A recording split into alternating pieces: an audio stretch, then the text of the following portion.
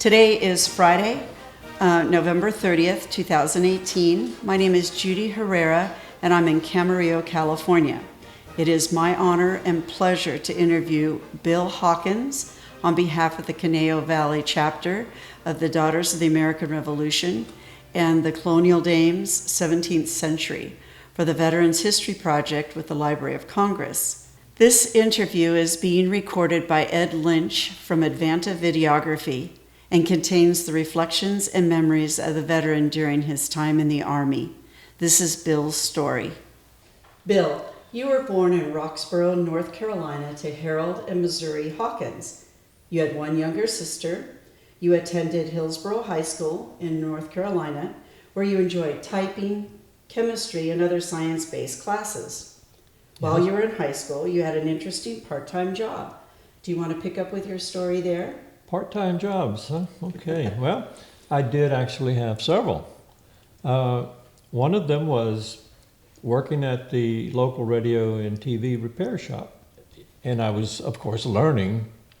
And I was taught quite a bit there. And we had a sergeant that would come in that came to work there, but he worked at a radar or microwave station up on the hill near where we were in Hillsborough. And I was so impressed that he came in and asked if he could work there. And he said that he would fix any TV for $10 and he would get it done quickly. Wow. And so the owner, Mr. McDade at the time, was thrilled because he was not a good troubleshooter.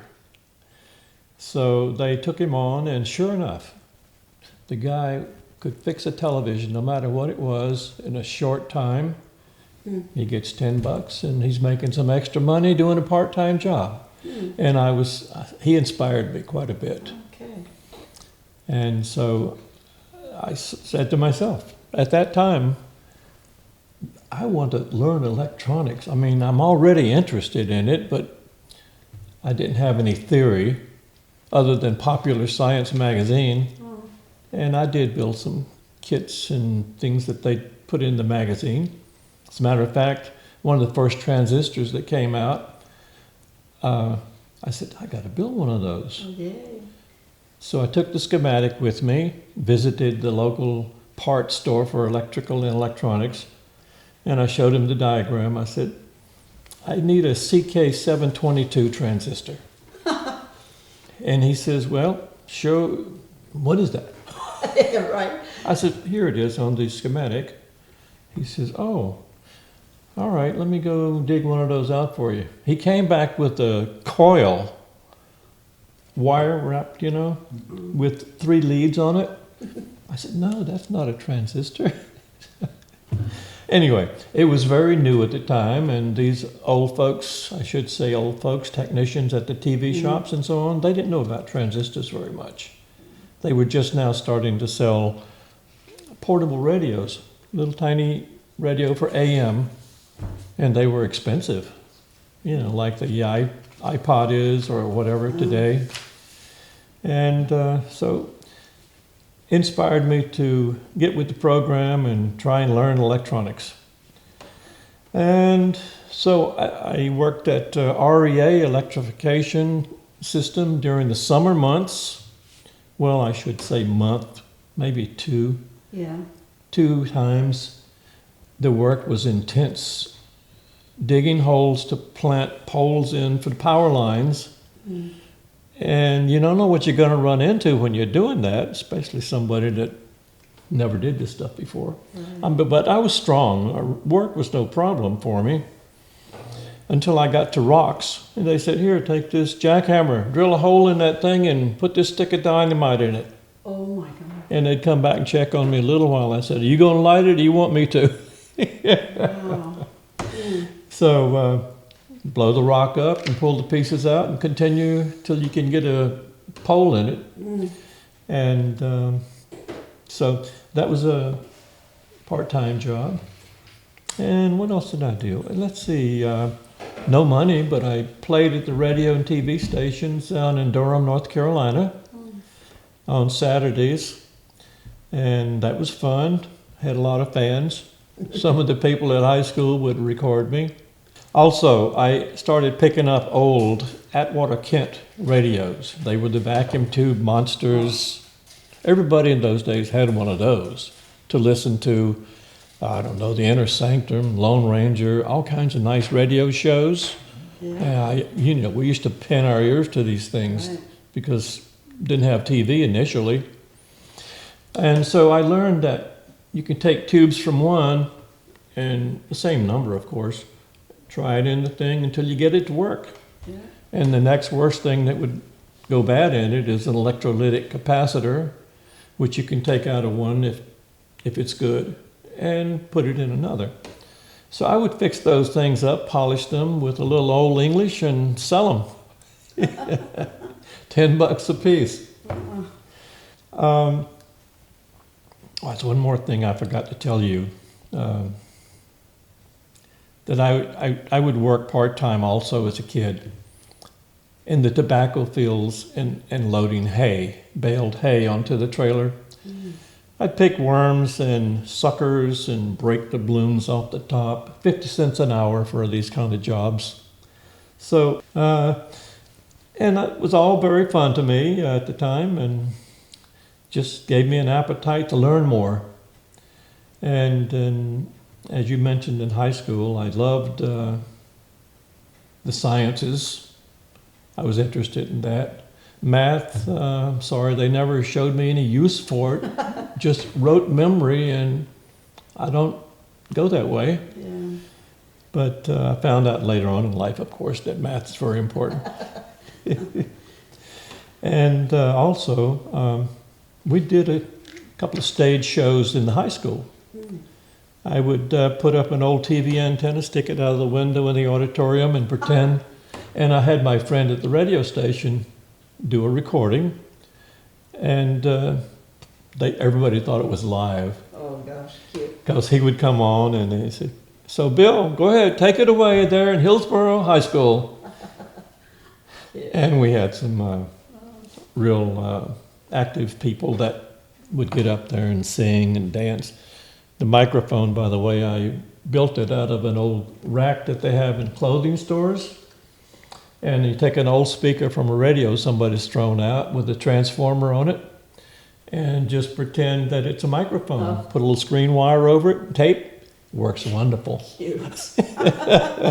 So what made you leave Hillsborough? What was your motivation to join the Army? Well, the motivation was school was boring to me. I did drive a school bus, by the way, age 16 until I left. Wow. And I look back and I said, oh my goodness, I would not have wanted my kids on the bus with a 16-year-old. Yeah.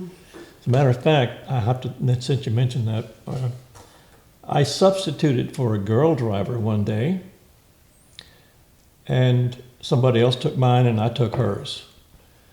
And I swear, front wheel came off that bus. Oh my God. And if she had been there, I don't think she could have handled it. Oh my God. We dug up asphalt for, I don't know, 50 yards maybe. Wow.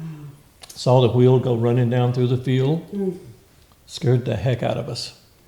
Mm. Okay, so I made $25 a month doing that. Oh. The inspiration to enlist in the Army, it seemed to be the best solution for me at the time because I saw no future there. And it's a one traffic light place. Durham was nearby, but I didn't have enough education and experience to go get a good paying job. Okay. And always in the back of my mind, I want to get an electronic education. So I went to the recruiter, talked to him, and told him what I was interested in. He says, oh, no problem. You'll be around a lot of electronics. I says, I want to learn theory and get into electronics. He says, I don't think that'll be a problem. He didn't make me a promise or write it on paper, of course. So I enlisted, sent me to Fort Jackson for basic training. And actually it's 60 by the time I get there and get involved. 1960. It was December 59th, 59th that I actually enlisted. So he got a Christmas present out of me. But so I go to Fort Jackson, where, of course, you got to have basic training, and I knew that basically what it was all about.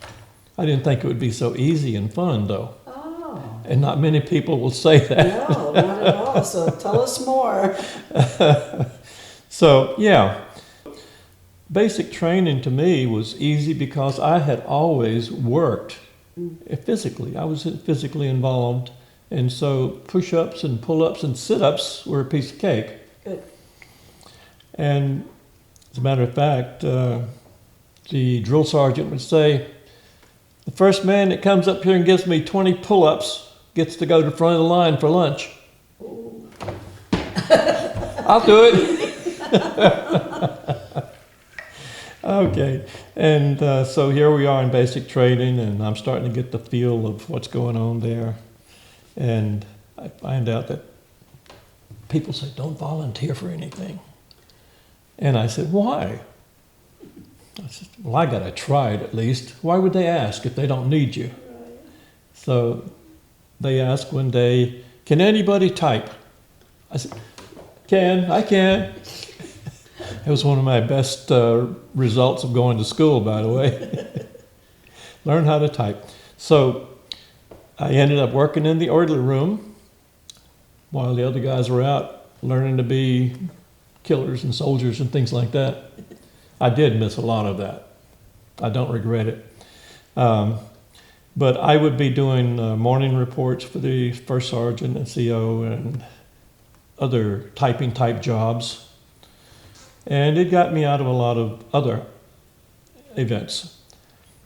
And need a volunteer. Anybody know how to drive a truck? Don't volunteer.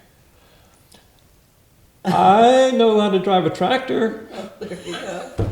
I have driven a car. School bus. School bus. Can I be of help? We'll have to train you on the truck. I said, fine. Yeah, they took me. And so I learned to drive, got my military driver's license for that. And drove the guards out to their duty post, picked them up as a starter. Come bivouac time, they chose me to drive the truck, take the duffel bags and kitchen equipment. I made many trips doing that stuff, get out to the field where they set up. And so I didn't even march out there. So I lucked out in that respect. And but once I got all that done, I joined them. And it happened that it was in January. We got snow that night. It was 32 degrees or so. And I experienced sleeping in a sleeping bag in a tent in really cold weather. And the next morning, I said, okay, everybody up. Wash up, shave, get your gear, and we're going to go have another exciting day. We had cold water to wash our face with and shave, and we had to do it out of the steel helmet. Oh. And so that was a new experience. I said, don't tell us to take a shower. Yeah. Okay, well, let's moving on here. Let me talk a little bit about the food. Yes. Well, they needed somebody to volunteer if you could sharpen knives. I said, I can. So I work in the kitchen a lot, sharpening knives, and get to eat nice food and snacks, ice cream if I want it. I know all the cooks. Of course, I did do some potato peeling too, but yeah. So that was a little diversion from what most of them were doing. Going on. I covered that pretty well. Now, since I had performed on radio and TV in North Carolina while attending high school, discovered the recreation center at the basic training base there at Fort Jackson. Somebody had told me about it. Want to go down to the rec center and play some ping pong or something? Yeah, let's go. So after normal duty, that you do have some free time to do what you want, pretty much. You can go up to the beer garden and drink beer, or you can do other things. We went down there, and they have instruments. They had guitars. All you needed really to put together a little jam session with somebody. And some of the guys I found were pretty good. So we enjoyed doing that as a evening event while I was in basic training. And let's see, what else have I got here? Pretty much beat that to death. I got a 3-day pass while I was there in basic training. Okay. And as I said, I was playing the guitar down at the rec center. The guitars weren't very nice. I hitchhiked to Hillsborough, North Carolina from Fort Jackson on a 3-day pass. I got there. Of course, I was tired and cold. And I had one day with my family because I had used one getting there. Yeah. And my girlfriend. Spent a little time with her. And she was still okay and still loved me and all that. The next day I had to spend going back. And it's amazing that I wasn't cognizant that you may not make it and you'd be in trouble. Oh, yeah. And luckily I was back. People, if you're in uniform, carrying something, in my case, I was carrying a guitar back. My guitar. Oh, okay. My Gibson ES 125. And I had spray painted the case silver because it was starting to show some wear. So I was, you could spot me a mile away. Yeah, oh gosh. Plus it was cold. I guess people felt sorry for me. Oh. They even took me further than they were going. Oh, that's sweet. So after basic, where did they send you? What did you, how was your aptitude test? What did they decide you were going to be good at?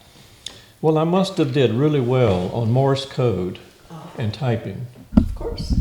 And I said, you're going to love the job you're going to get. I said, oh, okay. I want electronics. Well, there will be electronics involved, but we're going to send you to Fort Devens, Massachusetts for a course, and they will determine, once you get there, they'll determine exactly where to place you. Okay. But, they haven't told me that I'm going to do Morse code yet or anything. Just that I'm going to be in the Army Security Agency, trained at Fort Devens. Okay. Me and 3 or 4 other guys. So one day we'd gotten the orders, and they carried us over to the airport. Everything is set up pretty neat. And they fly us supposedly to Fort Devens, Massachusetts. Well, we got up to Connecticut, and there was a ferocious snowstorm going on. So we were grounded in Connecticut. They put us up in a night hotel, chartered a bus, and the roads were pretty clear, I guess. Okay. So they took us the rest of the trip up to Fort Devens, Air, Massachusetts, is the name of the little town. And we were taken to barracks, the old-fashioned barracks. I mean, old-fashioned barracks. It had coal-fired furnaces, and right away we start learning new skills. How to stay up, watch the fire, make sure it doesn't go out, keep shoveling the coal on.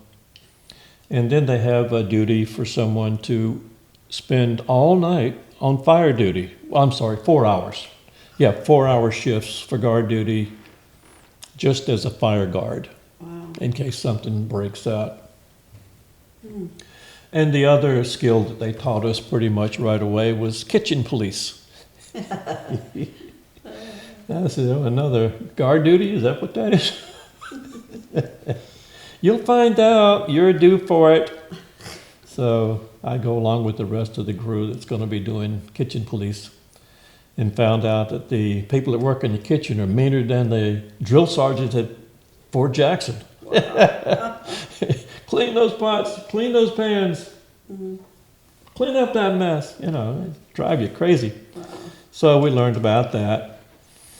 And the day comes finally where they introduce us to Fort Devens at a big auditorium. Everybody that's new there came to for training.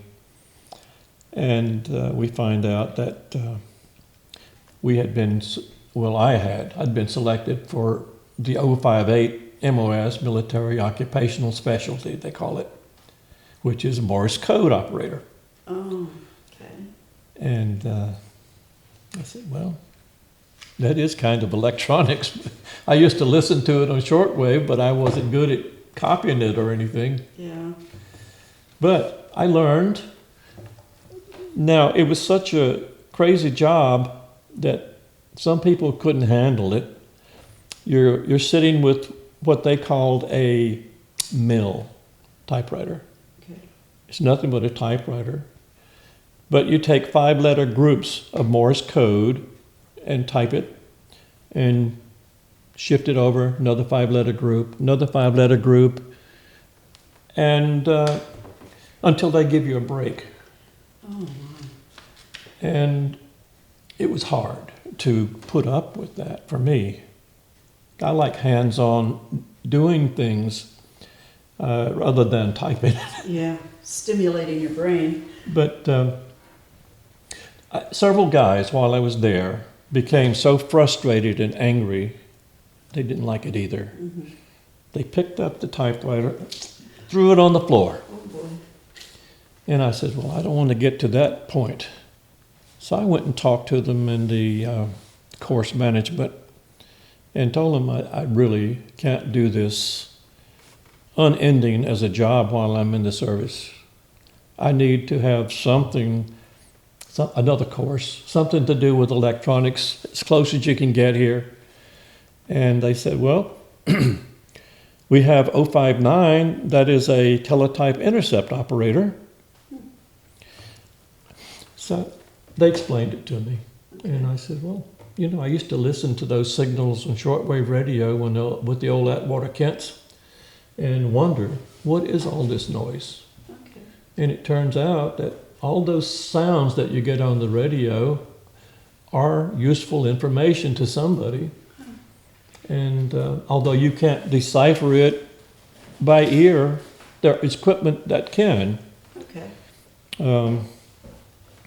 So I said, okay, well, that's better than what I'm doing. And I became an 059. Okay. All of that behind me, I graduated from the course and got orders to go overseas. Now, this is the Army Security Agency we were in. Okay. And I'm starting to find out more about it. It's really a cloak and dagger outfit. Okay. And so we get to Germany, 319th Army Security Agency Battalion. And of course you get there and you go into a holding pattern for a while. Okay. So I was there for, I don't know, a couple of months, I guess. Oh my gosh, how did you get there, by the way? Train. They flew us in, I'm sorry, we took the boat. Okay. It's a troop carrier ship. Okay. We took it from New Jersey. I left out that part, didn't I? Okay. Up to Fort Dix, Oh, yeah. over to the shipyard, onto the troop carrier, and 6 or 7 days later, we end up in Bremerhaven, Germany. Oh, okay. And then we take the train down to Kassel, Germany, and ultimately they pick us up there and take us up the hill to Rothwesten, Germany. And that's where we held over for a month or so, waiting our final assignment. But on the way from Bremerhaven on the train, I had never ridden on a train that you could sleep on. Oh, okay. So it was like bunk beds. I was on the top. Oh, gosh. I woke up during this trip, luckily on my feet. I had jumped out of that bed and landed on my feet, and it was frightening. Yeah. To the guy below me, too. So it took quite a while to make that train trip down to where we were going. And, well, after that, so we spent the time waiting, and I bought a guitar. Of course. I didn't have a guitar. And so I started picking the guitar again, and a few people would play in the air. There's always someone that you can get together with, you know. And we'd have a few drinks at the club, EM club, and I'd bring the guitar along, and before you know it, we got a group of people wanting to participate. Okay, that didn't last all that long, and so the assignment came in to go to Company A of the 319th ASA, or Army Security Agency Battalion. And we went up there on the military train from Kassel. Okay. It's a train that goes all the way from Frankfurt through Kassel, over the border into East Germany, and on to Berlin. Oh, okay. And so they let us off at Helmstedt, which is the closest city to where we were going to ultimately be stationed. Okay. And it was all new to us, of course. And so we end up at Company A, get signed in and assigned duties. This is where you're going to be. This is the bus you take every day. There's NCO in charge out there. He'll show you what you have to do and give you anything you need to do it. So what kind of jobs were you doing while you were there? Well, at that point, I was still an 059, and I hadn't gotten beyond that because I'm new. Yeah. So I started doing that. They said, we don't really need that much information from the teletype frequencies. We need voice. We need encryptors and linguists. Oh. Cryptologists, I'm sorry. Okay. And so that was their main daily activities: collect radio signals, copy them, decipher them, and send them off to NSA if it was something of interest. So whose radio frequencies were you picking up? Were this East Germans or Russians and East Germans. Okay. Yeah. So did you have a high security clearance to do this job? Yes. Okay. Yeah. I had to have a top secret crypto clearance. Okay. And everybody there did. Okay. And especially when the next event happens to me. Okay, they don't need me in that job. So the crypto and teletype repairman, his duty is coming to an end. Oh. There's no one from the school that can get over there and replace him. I'll take that. Of course you do. And so I on the job trained, OJT'd with him, sufficient time to learn everything that he did. Okay. Now, I still don't know much about Ohm's law and theory of electronics, but that equipment was not that complex. It was mostly mechanical with motors and, wheels that were always moving to a different location for the encryption process. Okay. And the one on the other end does the same thing. They're synchronized so that you can put in the quick brown fox and it comes out ABC apostrophe question mark or something like that. Let me see.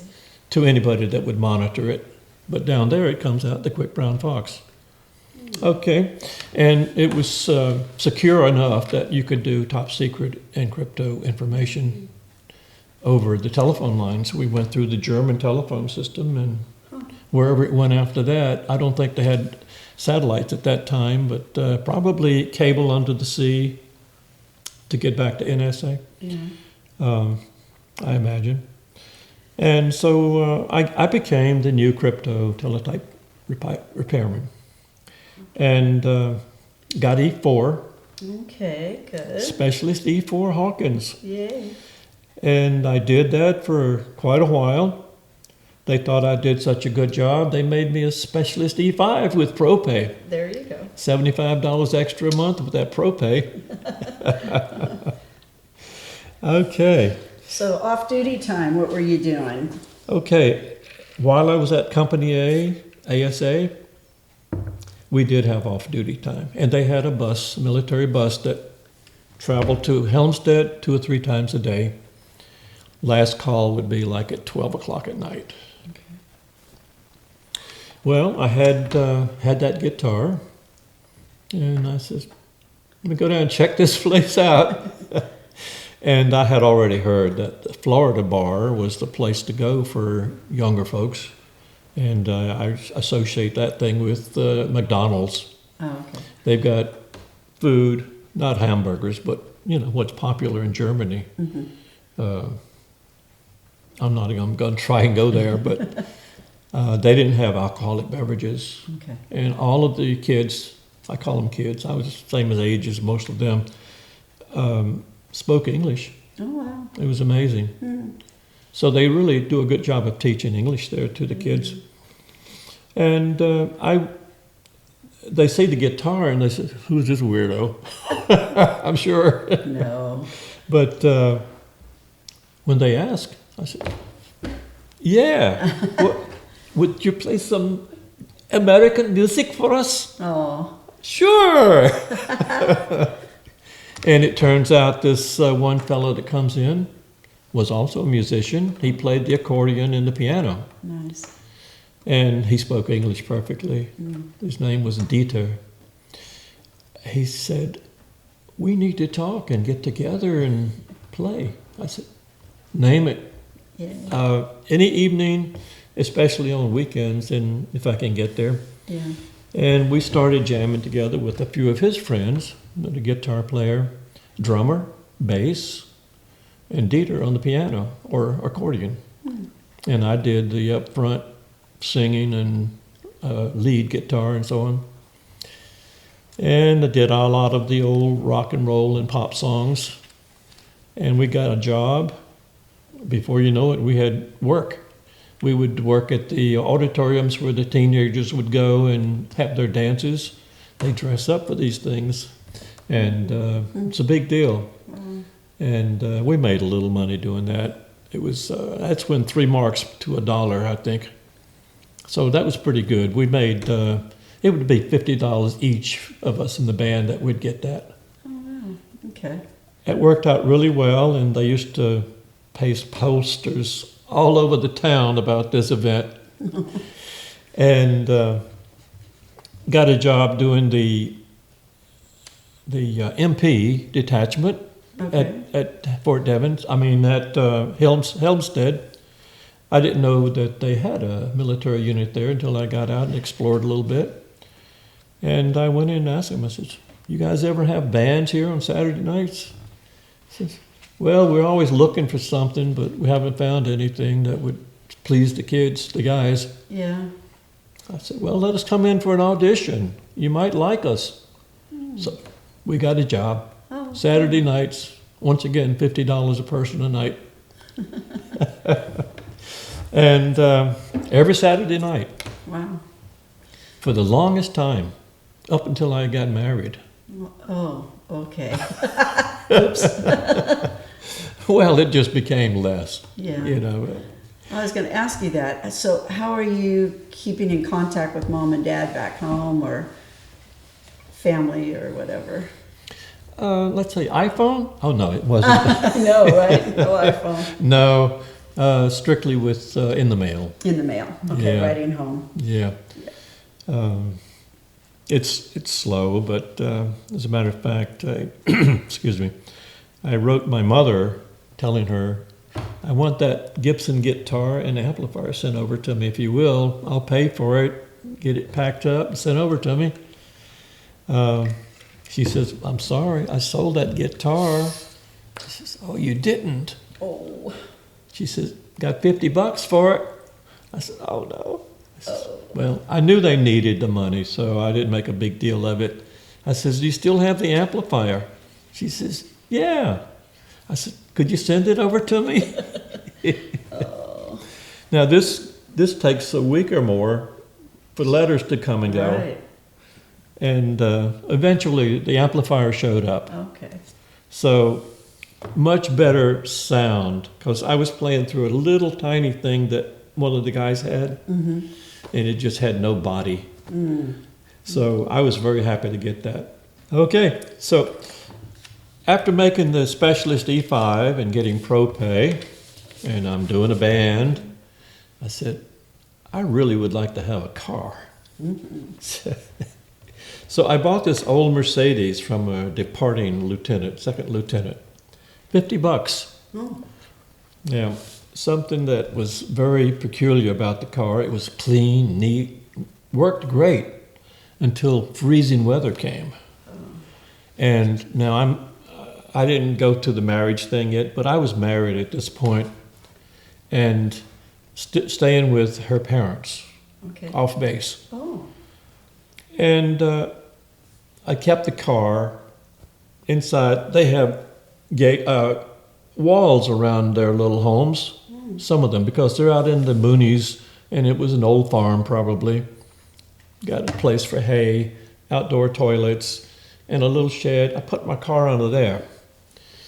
And the first time I go out there after it was a freezing night, wouldn't start. And I started examining what's going on. The carburetor had 2 screws to get the bowl out. I said, I've got to take a look. Maybe the gas is not getting up there.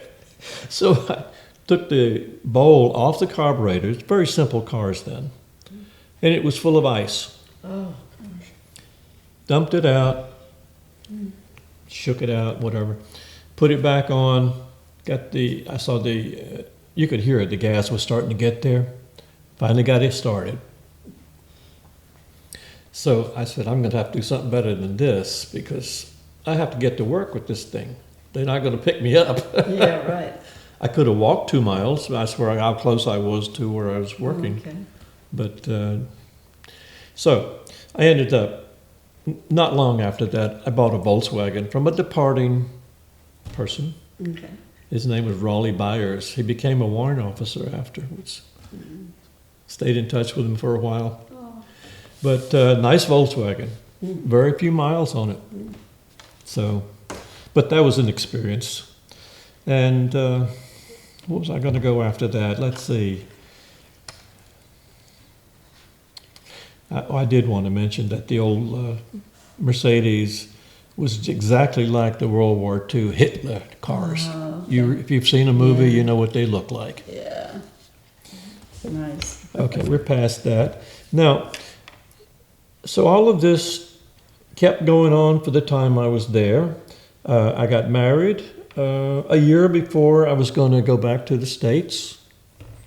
And my wife got pregnant. So I said, this is going to be difficult. Getting you, first of all, we had to go to Hamburg, Germany to get a visa for her. And got that all taken care of.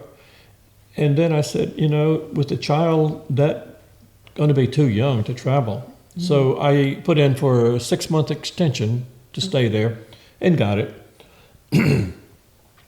So that worked out really well. And come time to rotate back to the U.S., once again, I get on a train, go up to Bremerhaven, get on a troop carrier ship, take the ship back. That's my second trip, 7 days on the water. Now, I had calculated this already, and I told my wife that there's going to be a period. You stay with your parents, Okay. and then on such and such day, it'll be good. You can go on down to the Frankfurt airport Okay. and get on the plane, and I'll be waiting for you at New York. What was it? It's Kennedy Airport. I don't know what it was then. What was it? I don't know. Yeah. Maybe it was Kennedy Airport then even. Oh, it might have been, huh? Or Idlewild. I don't know. Anyway, everything worked out smoothly. I picked up the Volkswagen at the shipyard. Everything was intact except my brand new radio was stolen. Oh. And they reimbursed me. They gave me insurance apparently. I went and complained. I said, how much was it worth? And I told them, and they gave me a check. Good. And not a Did big your deal. wife speak English? Was she She was learning. comfortable? She was Okay. learning, So this was a new experience for her coming to and I was America. learning German pretty much. Yeah, I bet. Good for you. But living with them and working with the band, Yeah, all the members in the band were German, you know. yeah. So I was learning it quite rapidly. Good. Did pretty good. I can still speak it if I find someone that likes to speak German. Wow, good. Surprisingly, doesn't go away. Nope. So your wife and baby Little girl girl show up okay. there, and got the car, pick them up, head to North Carolina. We lived with my mother and father there. Now you've been discharged from the Army at this Discharged, point? Okay. yes. Okay. Yes. And out of the service, and looking forward to finding still an education in electronics. Good. Okay. Found an article in the newspaper from the Durham Morning Herald. It sounded really good. I'm very gullible, I guess.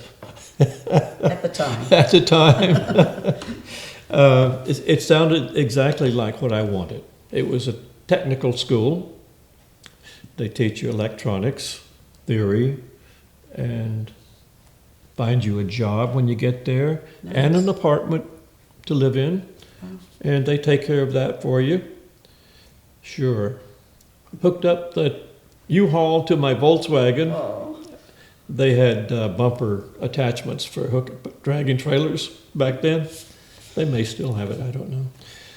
Okay, so we take the family and the U-Haul, head off to Dallas, Texas. That's quite a trip. That is a trip. New baby. I'm not going to go through all of this stuff, but when we get to Texas, I have never seen raindrops so big and lightning and thunder so powerful. Wow. I said, that's why they called everything in Texas big, I guess. That's why. So true. But so we got to Dallas. I reported in to the place. I had given, by the way, a deposit to get into this program. I get there, report in, and they said, "Fine, welcome, glad to have you here. We're going to concentrate now on finding you employment.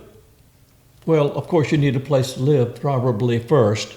So we'll get you some prospects to go and check out, see if you like it, and the price is right and all of that." I said, "Okay, sounds good. And by the way, what do you think you would be able to do as a job?"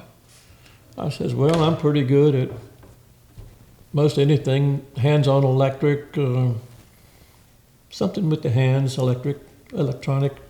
I don't know a lot about the electronics yet. That's why I'm here." Right. But anyway, they never came up with anything that was satisfactory. And they gave me some leads to apartments that were slummy, scary. I wouldn't leave my wife and kid there. Yeah. And so I started searching on my own and found a decent apartment, safe area. The only thing close by that was of danger was a bar, Saturday night, music and dancers, but we were far enough away.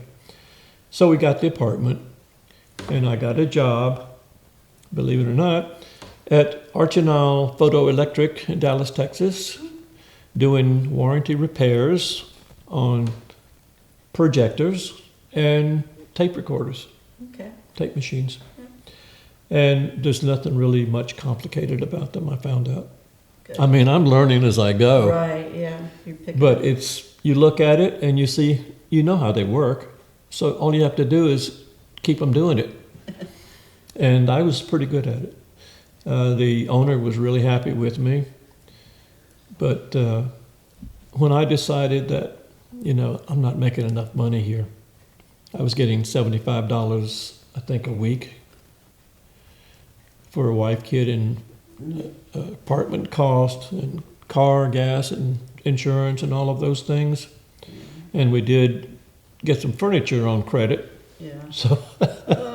So I said, this is not going to be too long. We'll be in a bind. And How was the school itself? How did that go? well, I went there for the one occasion, my first visit to the actual class environment after getting the job in the apartment and settled in. I was so disappointed. Ham operators, I have nothing against them, but the entire teaching staff were hobbyists in the ham radio area. And they joked around and talked about things that were sweet to them, you know, antennas and how many watts does yours put out and blah, blah, blah. We talked to somebody in Australia and I said, when is the class going to start? Could I see a program of instruction? What can I expect down the road here? And they said, well, we don't have a program of instruction, but we start off with basic stuff like Ohm's law and teach you what a resistor is and a capacitor, and you learn what the components are, and we take it from there on up higher. I said, well, I don't think this is going to work for me. And so I made the decision right then, I'm going back in the Army. I said, the benefits, the E5 with ProPay, we were doing really well with the amount of money I was getting. And there's, you know what you're going to be doing. And I said, I still have a chance. Maybe I can get into a school yet. And so I went down to the Dallas Army recruiting station, talked to the gentleman, actually a sergeant. Yeah, right. And he made it sound really good and promising, as they do. They have to do that, you know. I said, can I get that in writing? I said, I've been told this before. Yeah. He says, I can't give you anything in writing, but they need you at Fort Polk, Louisiana, in the, what was it? I forget that. Engineering battalion, yes. They need someone that can string wires and hook up telephones and operate radios and things like that. I says, well, let me get back in, see where it goes. So I did. I went back in, and it wasn't in November. It was, November that I re-enlisted. And I got down there, and by December, the end of December, I think it was, I had developed a relationship with the battalion training NCO. Good. Very nice sergeant. He was master sergeant. Okay. Because in the meantime, I've been typing in the orderly room, and I got to know some people. So I was doing dual duty, working in the orderly room, typing, and also working with the wire and running wired and telephones, the old style military phones. Yeah. So I told him my dilemma and what I really was seeking to have happen in my future. And he says, well, there are some good schools in electronics. Good. He says, we should be able to get you into one of them. Good. He says, let me check into it. And I said, I want a good school if you're going to do it. Well, he came back one day and said, how would you like to go to Fort Monmouth, New Jersey and become a radar technician? I said, sign me up. Finally. Good. Finally. So that did come to fruition. I did go. My wife and I and the kid sold a bunch of stuff. Got another U-Haul, hooked it up. By this time now, we lucked out and had bought another car. Okay. The Volkswagen died. Okay. Had to trade it in. Oh. I got a 64 Chevy Impala. Oh, Lovely nice. car, 6-cylinder. So it wasn't as much trouble to go to New Jersey from Louisiana. Oh, good. And got there, and as you know, it's always difficult to find a suitable apartment. Signed in anyway, and found an apartment not too far from the base and got into the school. Excellent school. Oh, good. Wonderful electronic classes. And 33 weeks later, my wife worked part-time, by the way, at that point. She got a job. A neighbor babysat for her. She worked at a place called, Family Circle. Okay. Oh. And she worked at the candy and pastries little cubby hole. Yeah.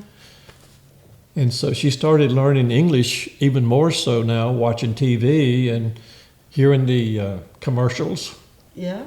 Oh. with pictures. It helped her learn. Yeah. And she'd go around singing, Kool-Aid, Kool-Aid, tastes good.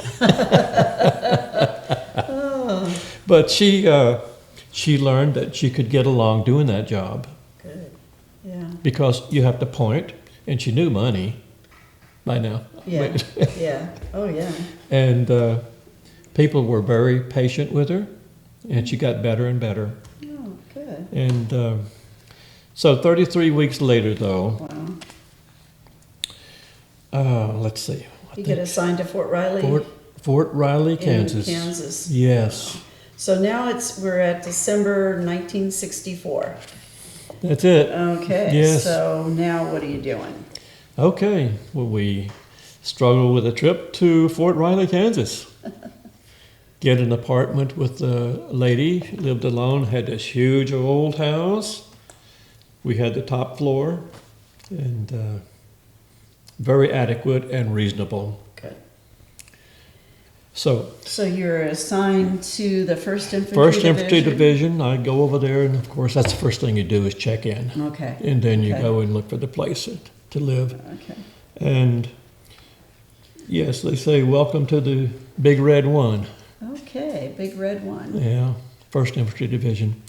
Okay. And they said, well, radar technician, wow, we can really use you here. I said, okay. They say we have a Mohawk aircraft that it has a pilot and it has an operator.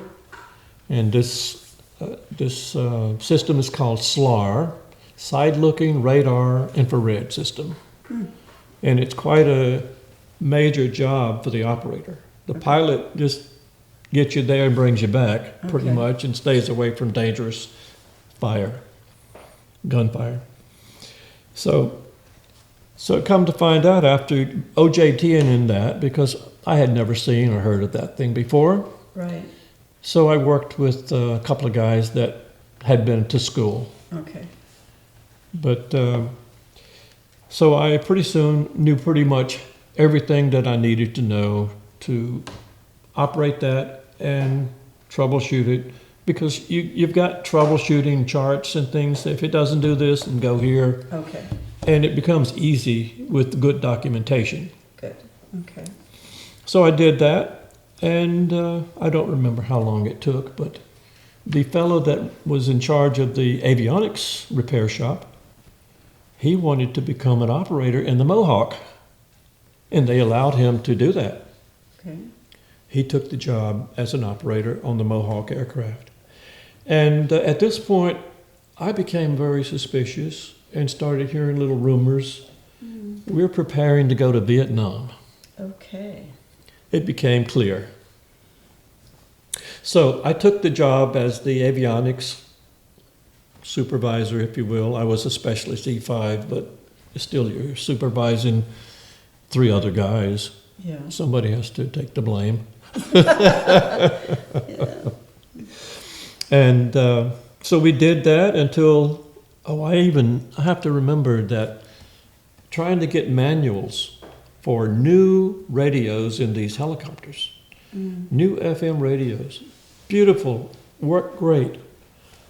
No manuals for us, no schematics, no parts list, no national stock numbers for parts. So I took a fixed wing plane and a warrant officer. We flew to Kansas City. Okay. They have a document center there. They didn't have anything yet. Oh. This becomes important when you hear later on that I'm working for new equipment training. Yeah. You'll understand, because we had nothing. We did manage, with some of the radios, we did manage to get a mock-up where we could bench test them, plug them in and run them through the routines and repair them. It turns out the biggest problem that we had with them was dust. Now, they had some gears that would change the frequencies, actual cylindrical with varying depths or diameters to change it to frequencies that they were had set, and they had some oil on them. And it didn't take any time at all until you tune to a frequency and it won't work, and you go and look, it's caked of dust that's interfered with the frequency selection. So that was the biggest problem we had, and we never did get manuals. Oh my gosh. We never did know what parts. They gave us a big metal container full of parts. They're all in envelopes with national stock numbers and just thrown in the boxes. Oh my God. We had no idea what was in there for the whole time we were there. So And- you're working on, right now you're charged with being a specialist for the maintenance and repair of the navigation equipment on the Huey helicopters in the fleet. And you're hearing rumors that you're preparing to go to Vietnam. We're going to Vietnam. Okay, alrighty. And I may have gotten ahead of myself a little bit. I was talking about being in Vietnam with the parts okay. and the manual. And We the needed the dust. manuals, but Okay. we never got them. And the dust was a result of them landing in jungle clearings, this, that, and the other. Even on our runways was dusty. Wow, yeah. And So that let's will go mess back up. then. Okay, so how did you get to Vietnam? Maybe Okay. let's pick up with that. Yes, then. I'm sorry, I No, that's skipped okay. over that little feature, 22-day feature. We took a ship, the entire 1st Division, all of its personnel, California to the ship, Okay. and 22 days later, we had one stopover in Guam. They let everybody off the ship, had big barbecue, beer, Oh. and had to pull 3 or 4 guys out of the water. They were drowning. Oh gosh. And got back on the ship after all that partying and continued. We got to Vung Tau, Vietnam, Okay. which is a airport and a ship port. Okay. And they flew us out of there once we, it took a while. We actually stayed out on the ship for about 3 days, Oh. waiting for, I think, the 1st Infantry Division band to get there and the red carpet to be rolled out so that when we Really? came ashore, Wow. Not the. we got off the LTDs, I guess it is, they yeah. brought us to shore with. Red carpet, the band's playing. Seriously, red carpet and a band? Oh, yes. Oh my gosh, not the welcome everybody got. And they say, keep going straight ahead. See that C-130? Fill it up. Oh gosh. And then so, So where were you stationed when you got to Vietnam? you know, I kind of skipped the good part about being on the ship for Oh, no, 22 you days. didn't. Yeah, talk about Let me that. back up a little bit. Sure. And yeah, I had taken an acoustic guitar with me Of course. the whole time. I had it on my back, and a chess set, because I knew it was going to be forever. If it takes 7 days to go from Bremerhaven to New Jersey, I said it's going to be a long trip. Yeah. Luckily, I did, because it made the time much more pleasant to put up with. We took saltwater showers. And washed our clothes by tying them to a rope and hanging them over the side. Yeah. Are you kidding me? Yeah. And somebody in our room with all of these bunks, 1, 2, 3, I think they were, Yeah. stacked high. Someone had the little crabby bug, and they had to come in and spray everything. Oh gosh. Wow, so welcome to the Navy, huh? And one more thing, I didn't write about it, but I want to just tell you. Yeah. I have a thing about, I used to jump up in my sleep. As a matter of fact, when I told you about the train where I ended up jumping onto the floor, a dream makes me active or something. Oh. So on this, on the ship, there's a bunk above me about this far up, and it's got these old wire springs. I had a bloody head 3 or 4 times.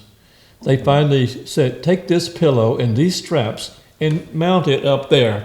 We don't want to see you again. Oh, down at the doctor's office. Wow. So that solved the problem. Okay. So a rough 22 days, and you make it to Vietnam. Days, yeah. So we're on the C-130 now. Okay. I'm sorry, I'm getting all over the place, No, I guess. That's perfectly fine. They take us up to a staging area. It has, they put together some of this metal for airports. Okay. It doesn't need much space to land and take off. So they had a little level area. They had built a landing strip. So they landed and let us off, and someone comes over and says, come on with us, we'll tell you where to go and what's happening. And it's one plane after another because the 1st Infantry Division has a lot of human beings, you know. Mm. Okay, so we all get together and join our unit. Company A sticks together, set up tents. Cooking is provided by some unit. I don't know if it was our unit for our company. Where are you? Can I ask where you are? I don't know where the staging area was. Okay. I don't remember where it is. That's fine. I didn't know. But it wasn't too far out of Saigon. Oh, okay. This isn't where you're going to be stationed? No, okay, no. It's the staging area. No, we're waiting now to get all of our equipment. Yeah. Sorry. And at which time, once we get all the equipment, we roll up the tents and everything.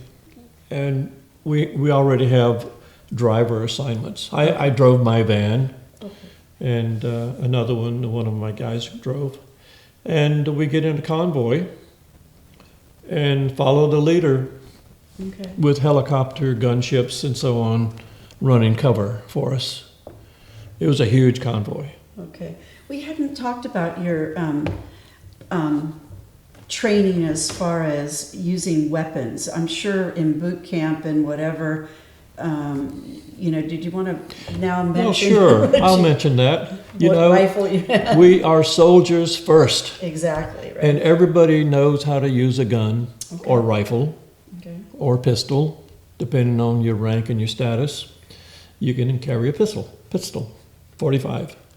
But yes, at that time, I trained in basic training on the M1. Everybody did. Oh.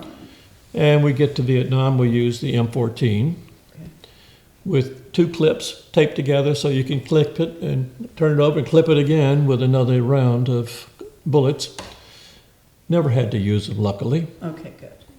But, and as a matter of fact, there were times when they would collect the ammunition from all the tents because there was fear that this one person was acting up and frightening people. Mm. He lost it. He didn't like being there. So they took care of him, and we got our weapons, ammunition back. But yeah, the M14. Okay, so you were prepared while you were in this convoy. Everybody was prepared. Good. Oh yes. Okay. For any eventuality, especially with the gunships up there. Yeah. You know, they can see and report, and we can scatter very quickly once the message gets out. Okay. So we weren't really concerned that much, I guess. We get to the Fuloi, the old Japanese airport. This was our destination. Okay. This is where we're going to be for a year or more. And it's a really old, flat base of land with lots of holes that were blown up in the past. You can see it from the air. There's a lot of air pictures that I'm going to present. And you can see the divots in the soil and around. And there's hardly any tents or anything there now, but as we're getting there, I mean. Right. So we get there, and everybody, somebody in our unit knows exactly where to go because somebody's been there and roped it out, staked it out. This is where you'll go. This is where your tent will be. And this will be headquarters. This will be the mess hall area. And your vans to do your jobs, they had it marked off. Okay. Stakes and string. So we parked our vehicles in those spots. Okay. And we started erecting our tents. And at that point, we didn't have shower water. We had plenty of drinking water. Okay. It didn't take long, though. There was a well digger there, a vehicle, the Army type vehicle. They would go around and dig wells for the units to supply shower water. Okay. They dug a well for us. Didn't have to go very deep at all. So we built curtains around with canvas, a stand that was at least 15 feet high, a ladder to get up there, and a crane dropped a big water container for us to fill. Okay. I said the water pump, I don't know where we got that, but maybe the Army supplied that too. But it would keep the tank full. And some of our guys were so handy, they designed a way to shower with an old coffee can, holes in it. Great. Hanging it on 2 wires and pull a string and the water flows. Great. So everybody got their showers, like it or not knowing what's in that water. Oh boy. So what was your job? What were you doing other than setting up camp? But after you set up camp, what were your job responsibilities there? Okay. Well, you mean other than the electronics repair and so on? Oh no, that's okay. So that's what you were doing. So the well, Hueys, that's what we were there for. Yeah, would the Hueys fly to you? Come to you? Oh yeah, they were parked. Most of them were parked within a stone's throw. Oh, okay. Or at least a half a mile away. I mean, depend on who they belonged to. Okay. And they would fly them in if they were operational, park it, and we would go out and pull the radio that's giving them trouble, or compass, gyro, something like that. Okay. Take it to the shop and fix it. And if it was going to take a while, we would take a spare unit. We called it a floater. Okay. We'd give them a floater, get them back in business, Got it. and then we would do what's necessary to get it repaired. Okay. Because sometimes you can spend 4 to 6 hours on a radio Yeah. trying to solve the problem. And this is where the issue of the dust covering the different bulbs or things Yes. were causing Yeah, issues. dust is an enemy. It's not only the radios and so on, but for the engine on these things. Mm. They stir up so much dust that can wear the, it's a jet engine actually. Yeah. And so it was many problems associated with dust. Now, did you set up a perimeter? Were you concerned again about enemy attacks at all, or you were There was far enough south? no protection for our bands Okay. or helicopters between us and out beyond that field. As a matter of fact, they would shoot not knowing that there's a target, or they didn't have a target. They were just shooting to harass us. And helicopter might get 3 or 4 or 5 bullets through the tailpiece or the front windows. And thanks to good old Army tape, they would tape it, continue to march, fly it. Eventually they would repair it with sheet metal as time and everything permitted. But OD tape, everybody had a roll-up OD tape. Oh. And So who, was it Viet Cong, or who were you suspecting? we suspect that that's what Yeah. it was, of Okay. course. But we had guard duty stations all around the perimeter. Okay. And they could fire off a flare that would light up a mile. Okay. I mean, it was incredibly bright. If you don't see anything, though, you can't shoot. You can't shoot a grenade or anything out there, just by chance. Yeah. But they played games like that. And taking off and landing at the most dangerous times for these pilots. As a matter of fact, I've got a photo in there of one helicopter that was shot at and hit several times. And the co-pilot was injured in 2 places, but he survived. Okay. So when you were going out from your shop to get the radio, would you be in helmet with a rifle? Oh, no. Or you were, No. you No, had just the guards around what? No, because there's day and night guards out there, Okay, so keeping an eye on things. Perfect. Okay. There's always somebody in the bunkers. Yeah.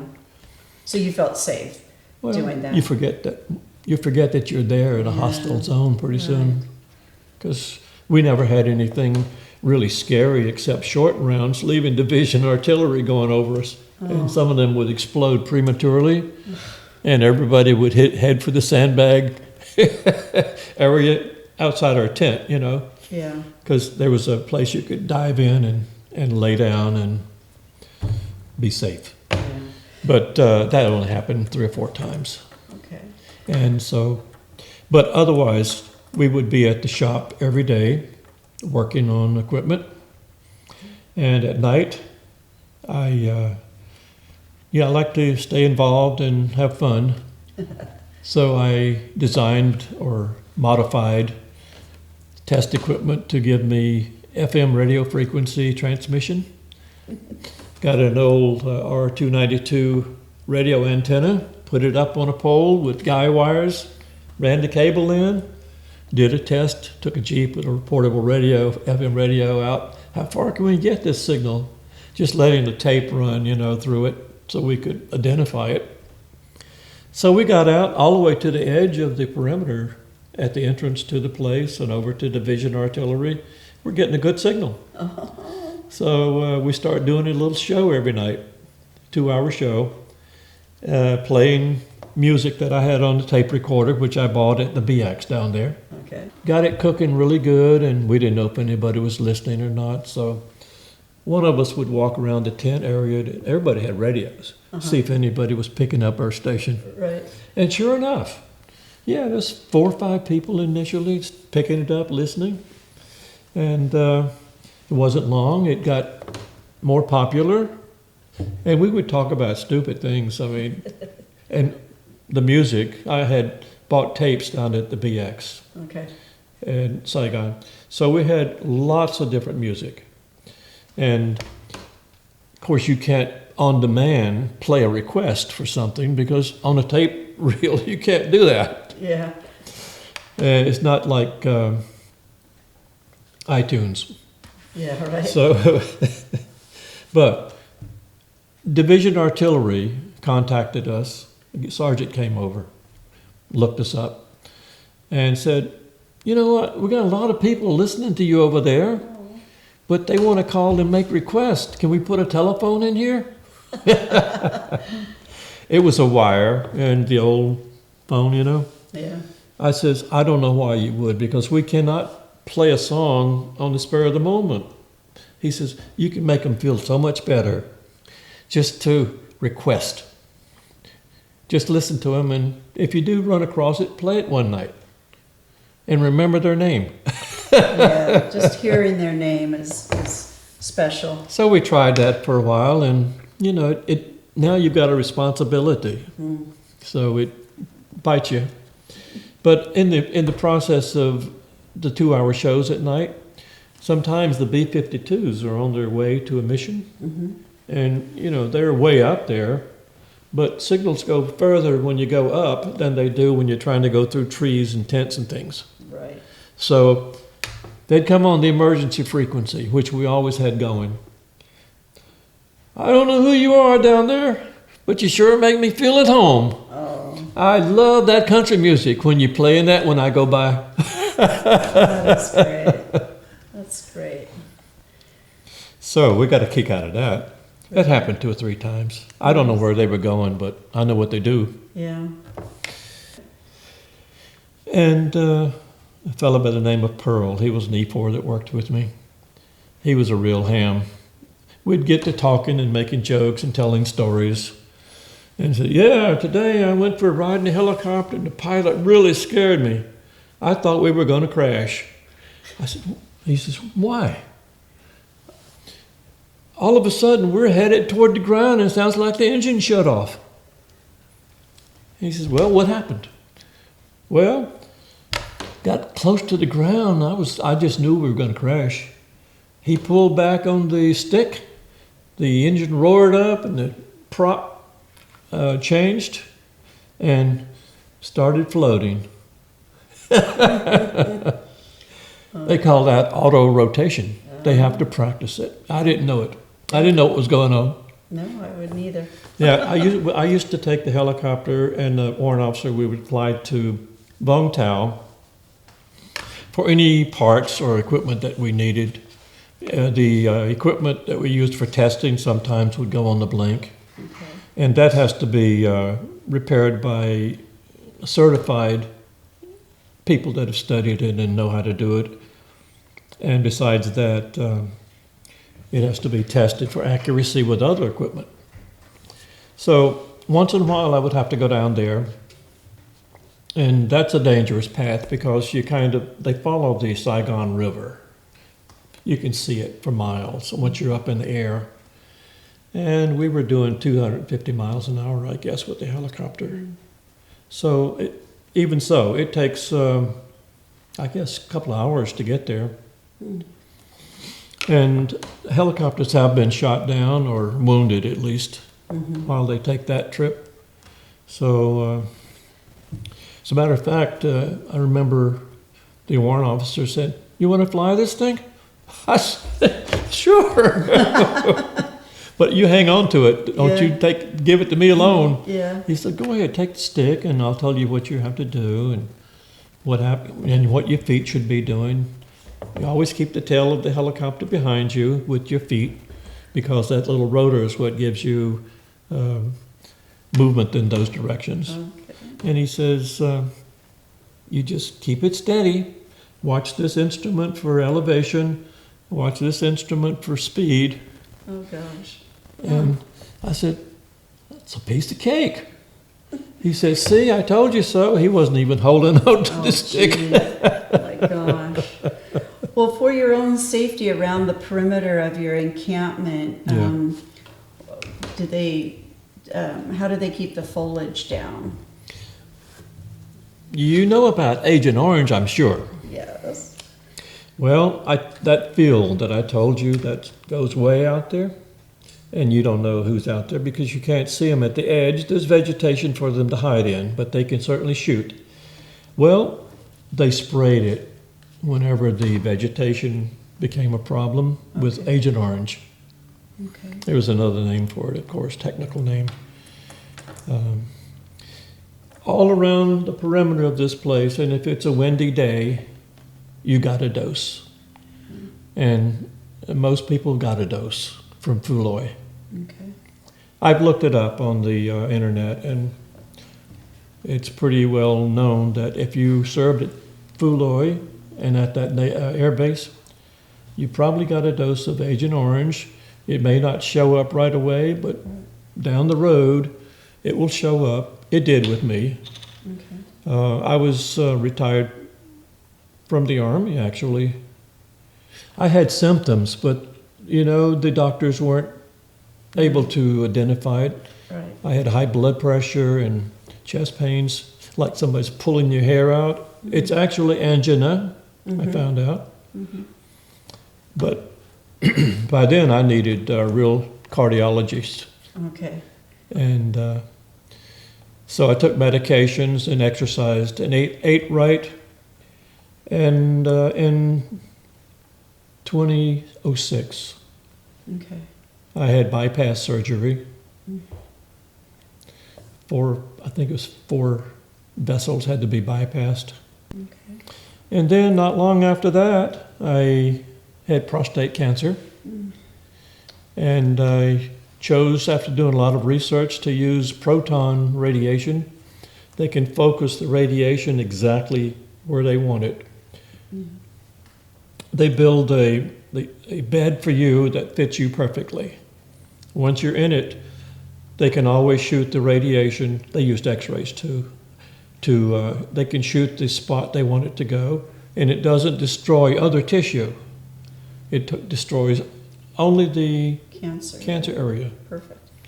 I was 10 weeks at Loma Linda in California, and it worked fine. My PSA went back down to 0.1, I think. Oh, good. Wonderful. Good. And I've been cognizant of staying in shape, eating well, drinking red wine. So with the exercise and the diet control, I do pretty well now. Oh, good. Good. I'm glad. For an old man, I'm doing pretty good. I say so. So how did you keep in touch with family while you were in Vietnam? How did that work for you? Good question. Once again, the Postal Service. Okay. It was slow, but it got there. Now, while I was there in Vietnam, did I mention that I had my wife and little girl go back to Germany and stay with their parents? Oh, that makes sense. With her parents. Sure. So, yeah, I would make tape recordings. Oh. Whatever the occasion was, I would drum it up, so the little girl would be happy. Oh. Christmas time, sing some Christmas songs, play on the guitar. Cute. And, of course, send pictures, lots of pictures. Oh, cute. Good. And so they wouldn't get too frightened about things. Showed our bar. We had a bar with a barber shop built onto it. This is eventual, not initially. Oh, sure. Time went by. Yes. As a matter of fact, the tent, we had to build a wooden frame for that. Am I getting too far off course? Built a wooden frame because we had a guy, a logistician, if you will, sergeant. He lived all the time down in Saigon, near the shipyard and Air Force Base, Tan Son Nhut.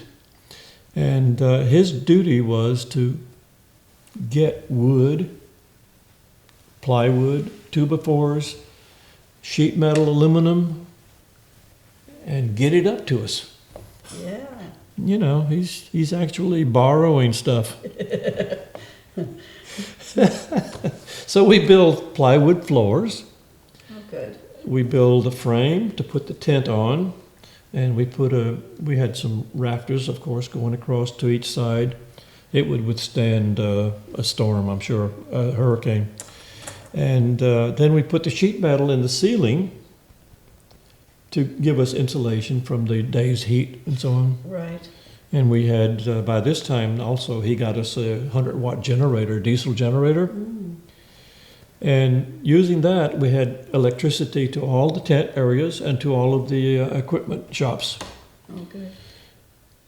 We had ceiling fans, stereos in our tent, mosquito nets over our beds. I mean, we built plywood boxes that we could close, and we'd leave a light on in there because of the humidity, the moisture, to protect our whatever's electronic equipment, tapes, and clothes that you want to keep dry. Yeah, I think so. That worked out really well.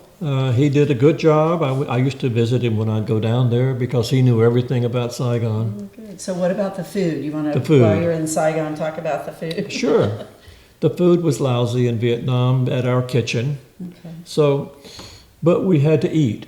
Now, even though there were some bugs in the flours that they used to cook bread and make pancakes with, pretty soon you're so hungry you just don't worry about it. Yeah. As a matter of fact, some people love to eat bugs, crickets and things like that, ants. Oh. But at the time, it was not pleasant. So now they started allowing us, as I mentioned, that I'd go to visit him. Well, we could do that because they started allowing 3-day passes to Saigon. Okay. And as long as you had at least 2 people in your shop to work and take care of things, 2 of you could take off and down there for 3 days. And it was a rotational thing. So we'd take the convoy. There was always a convoy to go and come with, once again, helicopters of some type, Okay. watching over the sides and what you might get involved with. So we'd get to Saigon, and there was EM Club there, Enlisted Men's Club, that you could get a nice steak meal, dirt cheap. They had alcoholic beverages and good food, not just steak, but good food. Okay. So they had some good cooks there.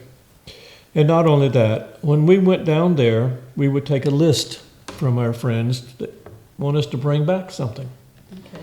And we would bring back steaks, vegetables, canned goods, you name it, whatever they requested. If the commissary down in Saigon had it, we would load it up. If it needed to be cooled, we'd put it in a cooler. We had a cooler that we took with us. Oh, nice. But otherwise, everybody was happy. Food was pretty good after you get to barbecue right there at your tent. Nice. And yeah, I enjoyed the 3-day passes. They even had a recreation center on the Saigon River. You could go out there and water ski if you had guts enough.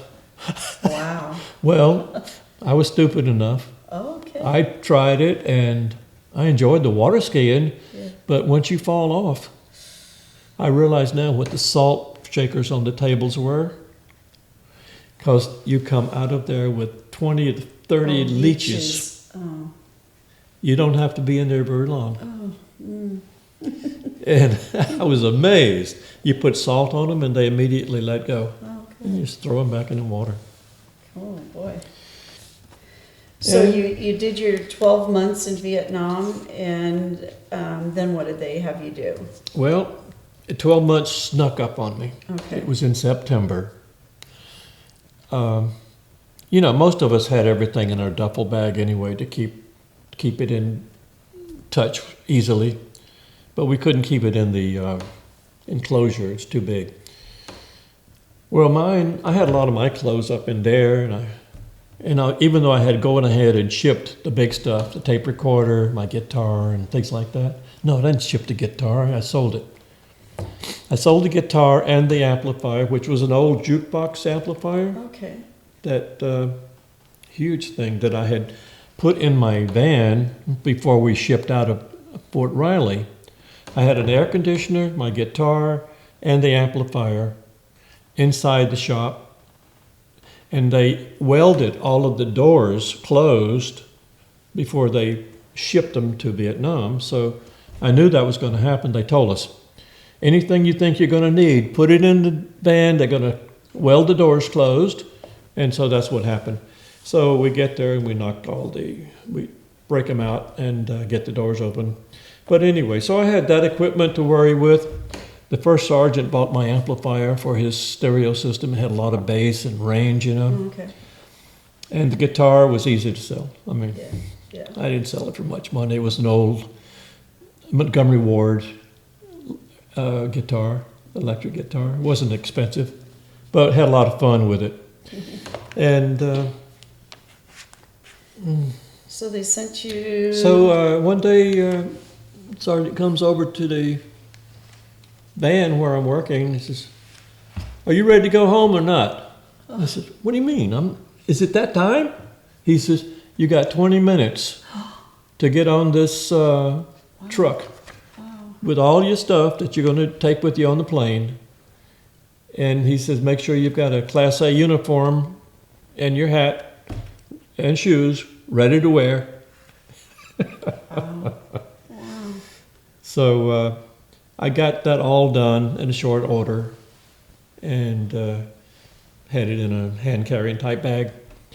They took the duffel bags, and you make sure you're marked, your name and blah, blah, blah, so that when you get down to Tan Son Nhut Air Base, it's easy to find things. So they flew you home? No, we took, yeah, but I took the truck down to Saigon Airport, Okay.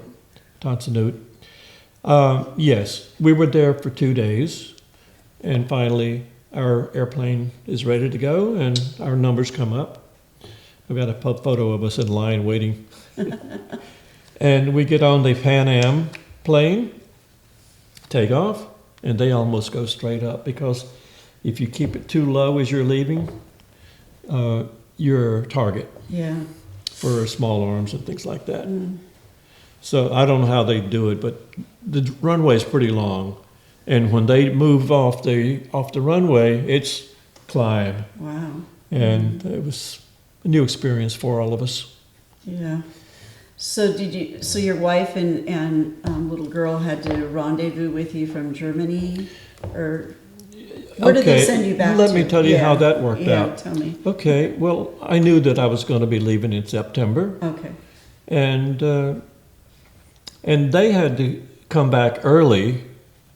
Not only my wife, but a friend of mine, he was a fellow from Holland. He got drafted.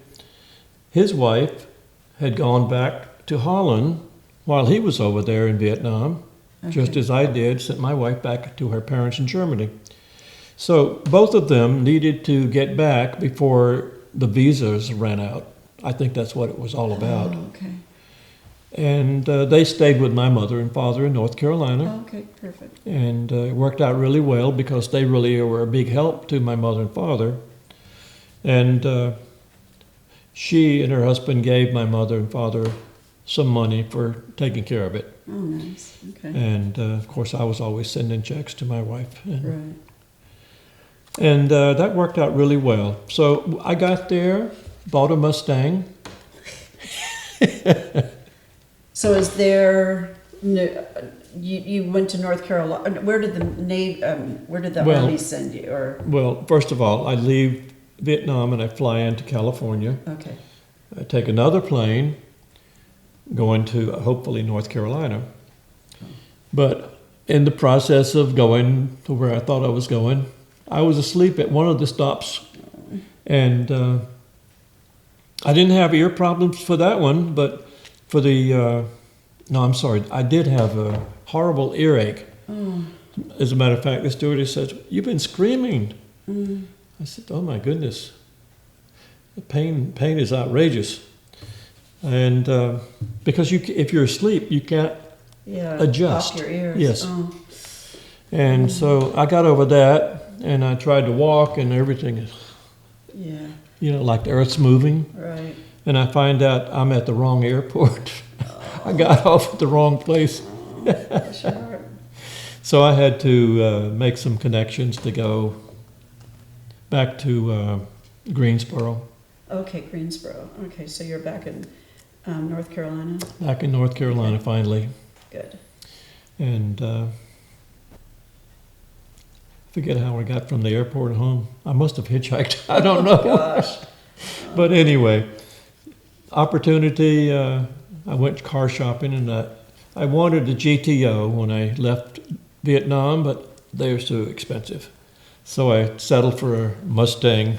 Nice. 289 engine, yellow. And now in the meantime, my friend also is going to be arriving. He got there later than me. So his wife and son were still there when I took my wife and daughter on a vacation.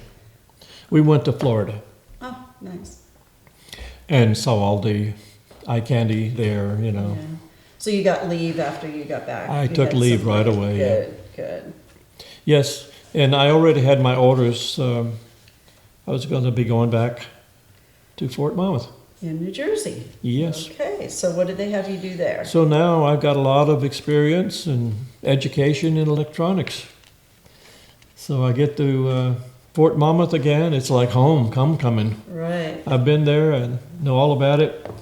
So now it's September 1966. Okay. September 1966. New Jersey. Yes. I think this is where I have the part-time job at night. Yes, you do. So I'm going to be an instructor now. They teach me how to be a teacher. Okay. I mean, it's a rigorous course. You have to learn a lot. Mannerisms, no fillers, and it's complicated, but it's a good course.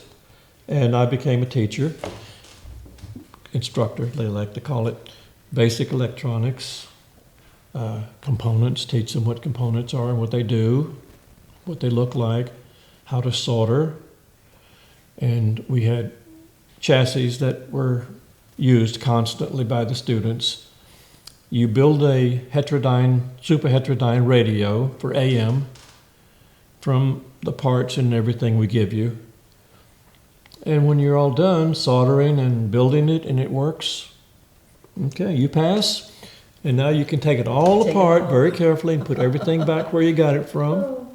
Make sure those solder joints are clean so the next person won't have to go solder sucking, you know. And so I did that. And my goodness, after that, what did I do? So you bought a house and you had a mortgage. You know, wait a minute, we're up to 72, aren't we? No, we're on September 66? No, I didn't buy a house at that point. Oh. I rented. But I did have a good part-time job. Right. At a music store in Red Bank, New Jersey. And I was responsible for repairing guitar amplifiers, keyboards, electronic keyboards, replacing the horsehair on violin and cello bows, and also modifying and repairing guitars. People would ask to have it customized with different pickups and electronics, so I would do that for them. And I enjoyed that for a long time. Wow. And it was a good supplemental income. And you were close to the Garden State Arts Center, so you met some celebrities. You want to? I did meet share some a little celebrities. more? I met Johnny Mathis, and almost a weekly basis I would see members of the band with the boss, Oh, okay. Bruce Springsteen, and his group. Wow. He's also from New Jersey, though, a big star. Bon Jovi. Bon Jovi. Okay. Thank you. No problem. You're right on the money. And coming up now to 68. Mm-hmm. Wow. Another promotion. I was promoted to E6 Nice. with pro pay. Which is, for those of us not in the military, as a staff sergeant. It's right.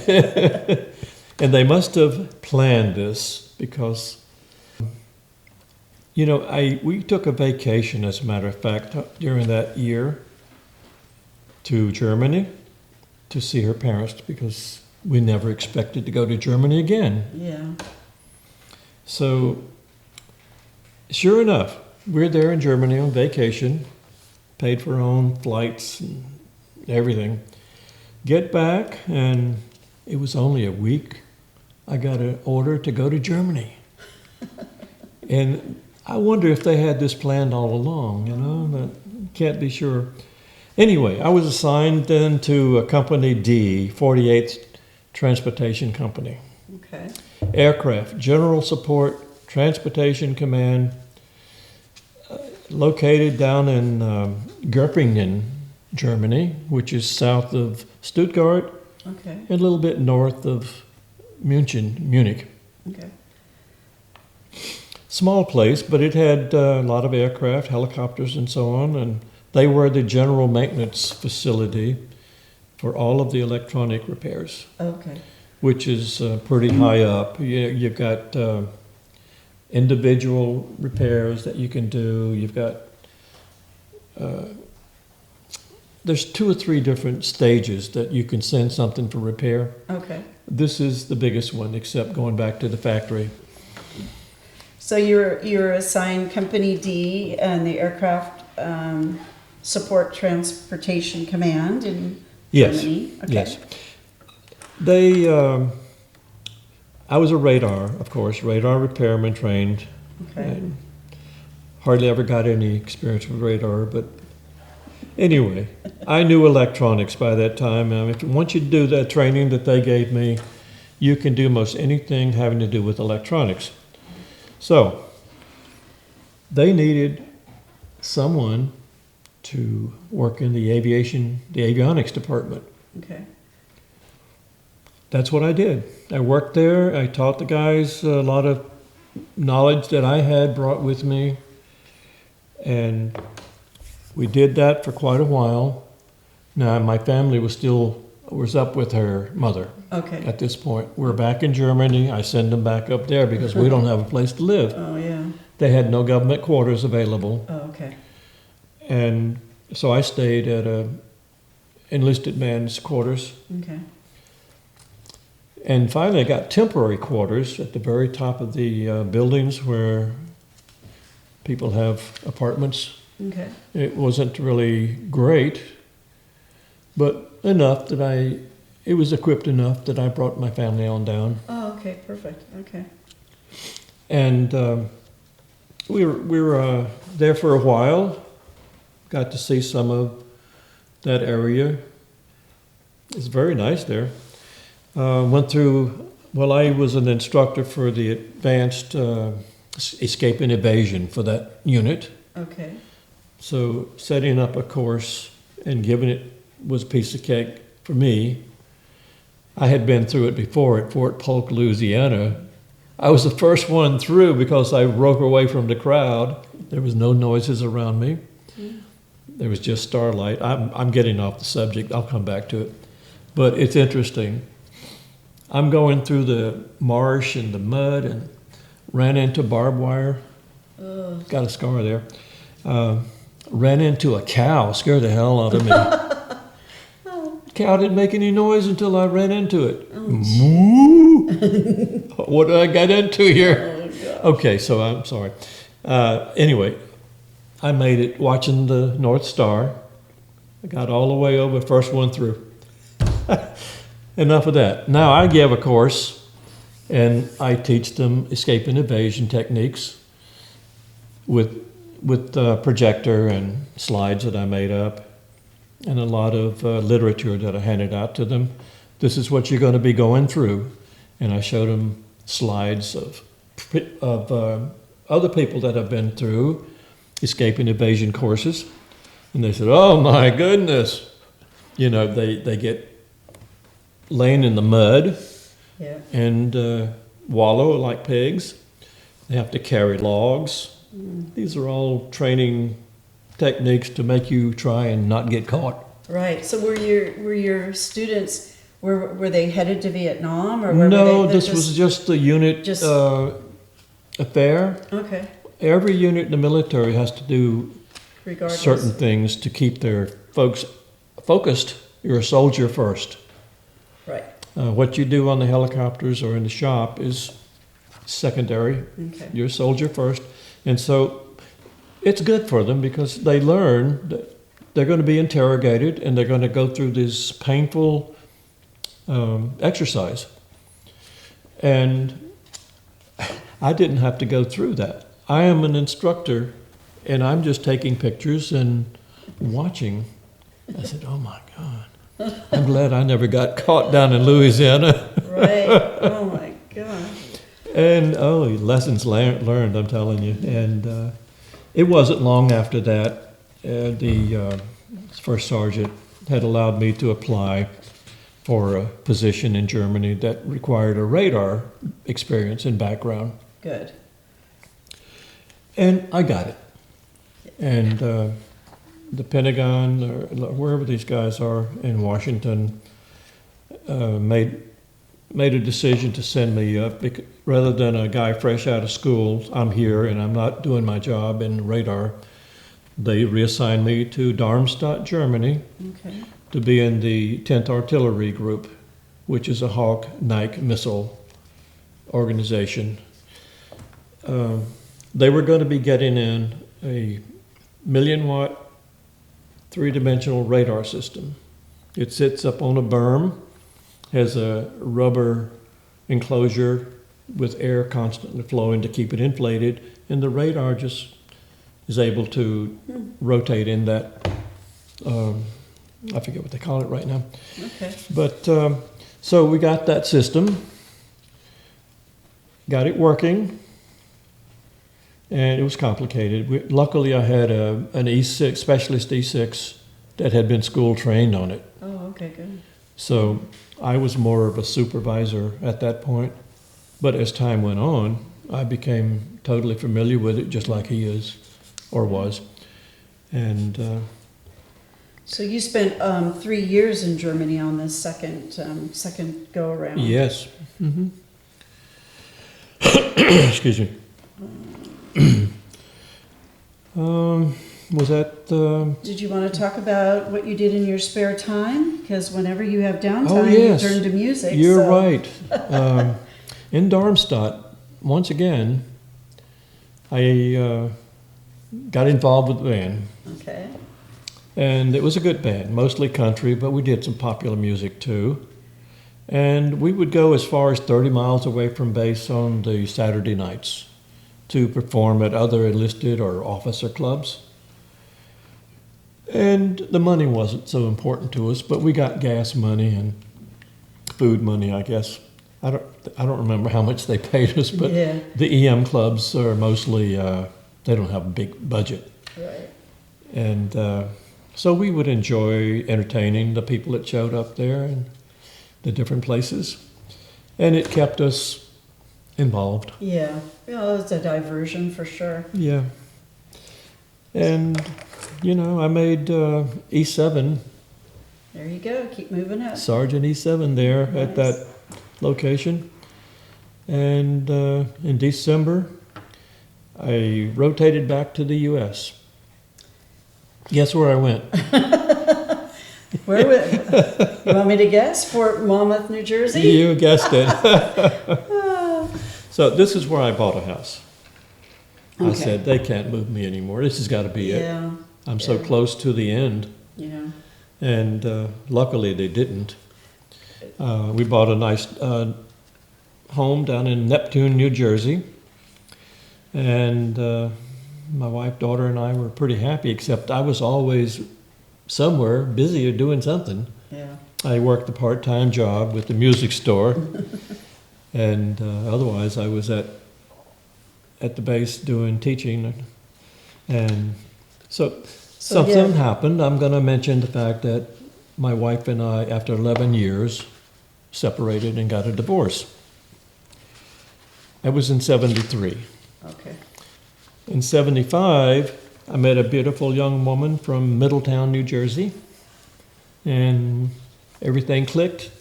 So I got married again. Okay. And we had a lovely baby boy, and he was born in 76, I think. Yeah. And today he is a self-supporting recording mix engineer, works for himself. He's freelance and does very well. Mhm. He's gained himself 4 Grammys. Mm-hmm. And so here we are on August the 1st, July of 1980. Okay. I was officially retired from the Army, but before I did that, I had some vacation time accrued, and, well, wait a minute, I'm skipping the Yeah. area where I managed the television studio. Right, and I thought that was pretty interesting. So tell I'm me sorry. more about, after you made Master Sergeant, tell me more about the training Yes. division. Okay, well, Studio. a buddy of mine, we used to hunt together. He was the senior NCO that ran the television recording studio. His time came due, he retired.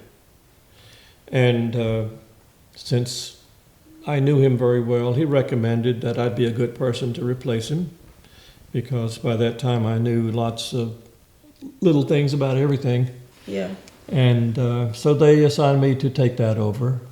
So I was an E8 when I took that position, and I had 6 people working for me, E4s, and 1 civilian, GS9. And it was our responsibility to make videos that would be sent out to the field with a piece of new equipment, or join the piece of equipment that had been sent out to the field. latest state of the art, whatever. But they haven't had time to create a course yet. Right.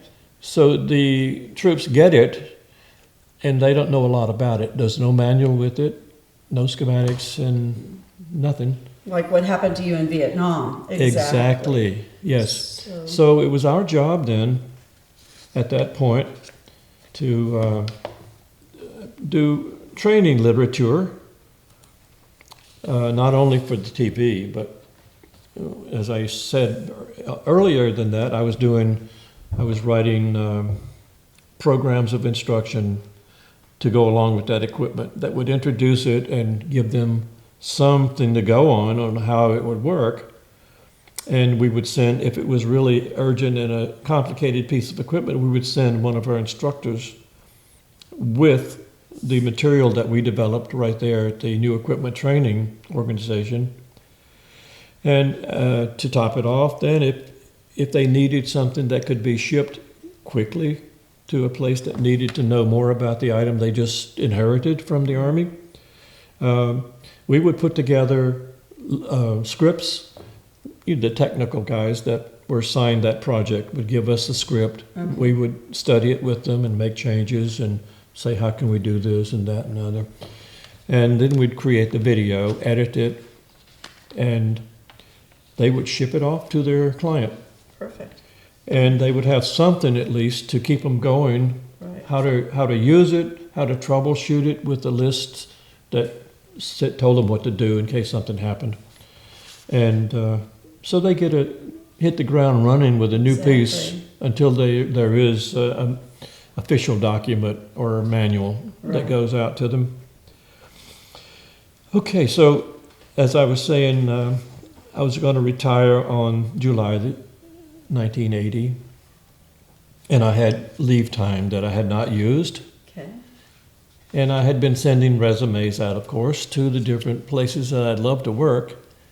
And always my first choice for a job would be Bell Laboratories up in, they had laboratories in Murray Hill, New Jersey, and Homedale, New Jersey.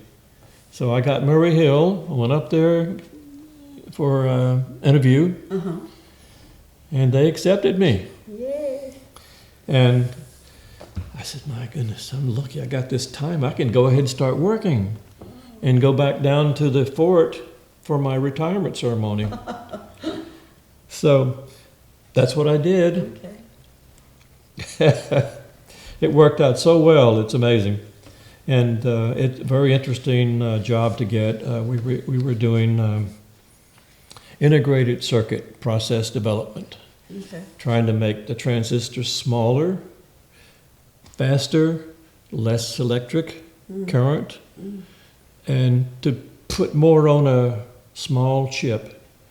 And they were doing very well when I left. So I did that for quite a while. Got to learn some software, the basic language was what was used then. Right. You write a program that tells the instruments what to measure, where to put its prawns down on the silicon chip to do the measurements, and it automatically went to the different chips, which were varying degrees changed to find out what happens if we do this and this. So they're experimenting. And I get the results back and tabulate it in a fashion that the engineers can use it with photographs of the small devices using microscope, showing the gate, the collector and the emitter on the transistors. And they get the gate down to such small microns that the microscopes are quite powerful, and we would take photographs to include with our message back to the engineers. That's one of the things they want to know. And I did that for a while, and then I got heart disease, starting to get some real symptoms now. And they rushed me over to a hospital near Bell Labs, and they said, well, you've got problems, you need a cardiologist near your home, and you shouldn't be, commuting Oh, an hour each way a day. Okay. So see what you can do about getting another job down there in Homedale, perhaps. Okay. I did. I got a job down there. And this is where we would, they were studying weather effects on microwave connections from one, you can be from one state to another. These things are high on towers. And they chose Georgia and Alabama because there's so much dense fog there and rain. Yeah. Now, the fog molecules resonate at the same frequency that microwaves are on. No. So it absorbs the microwave signal and it doesn't get through. Unless you play games with it. You have to focus them horizontally, vertically, the same signal. You're sending it twice. And so they're working with experiments like that to overcome the effects of the fog. Now, commercial TV, radio, and military signals are transmitted via those microwave towers at that time. Yeah, right. And I made a note down at the end of my conversation about that. I used to have to go down there and change EEPROMs, update them, reprogram them for something new that they were looking for.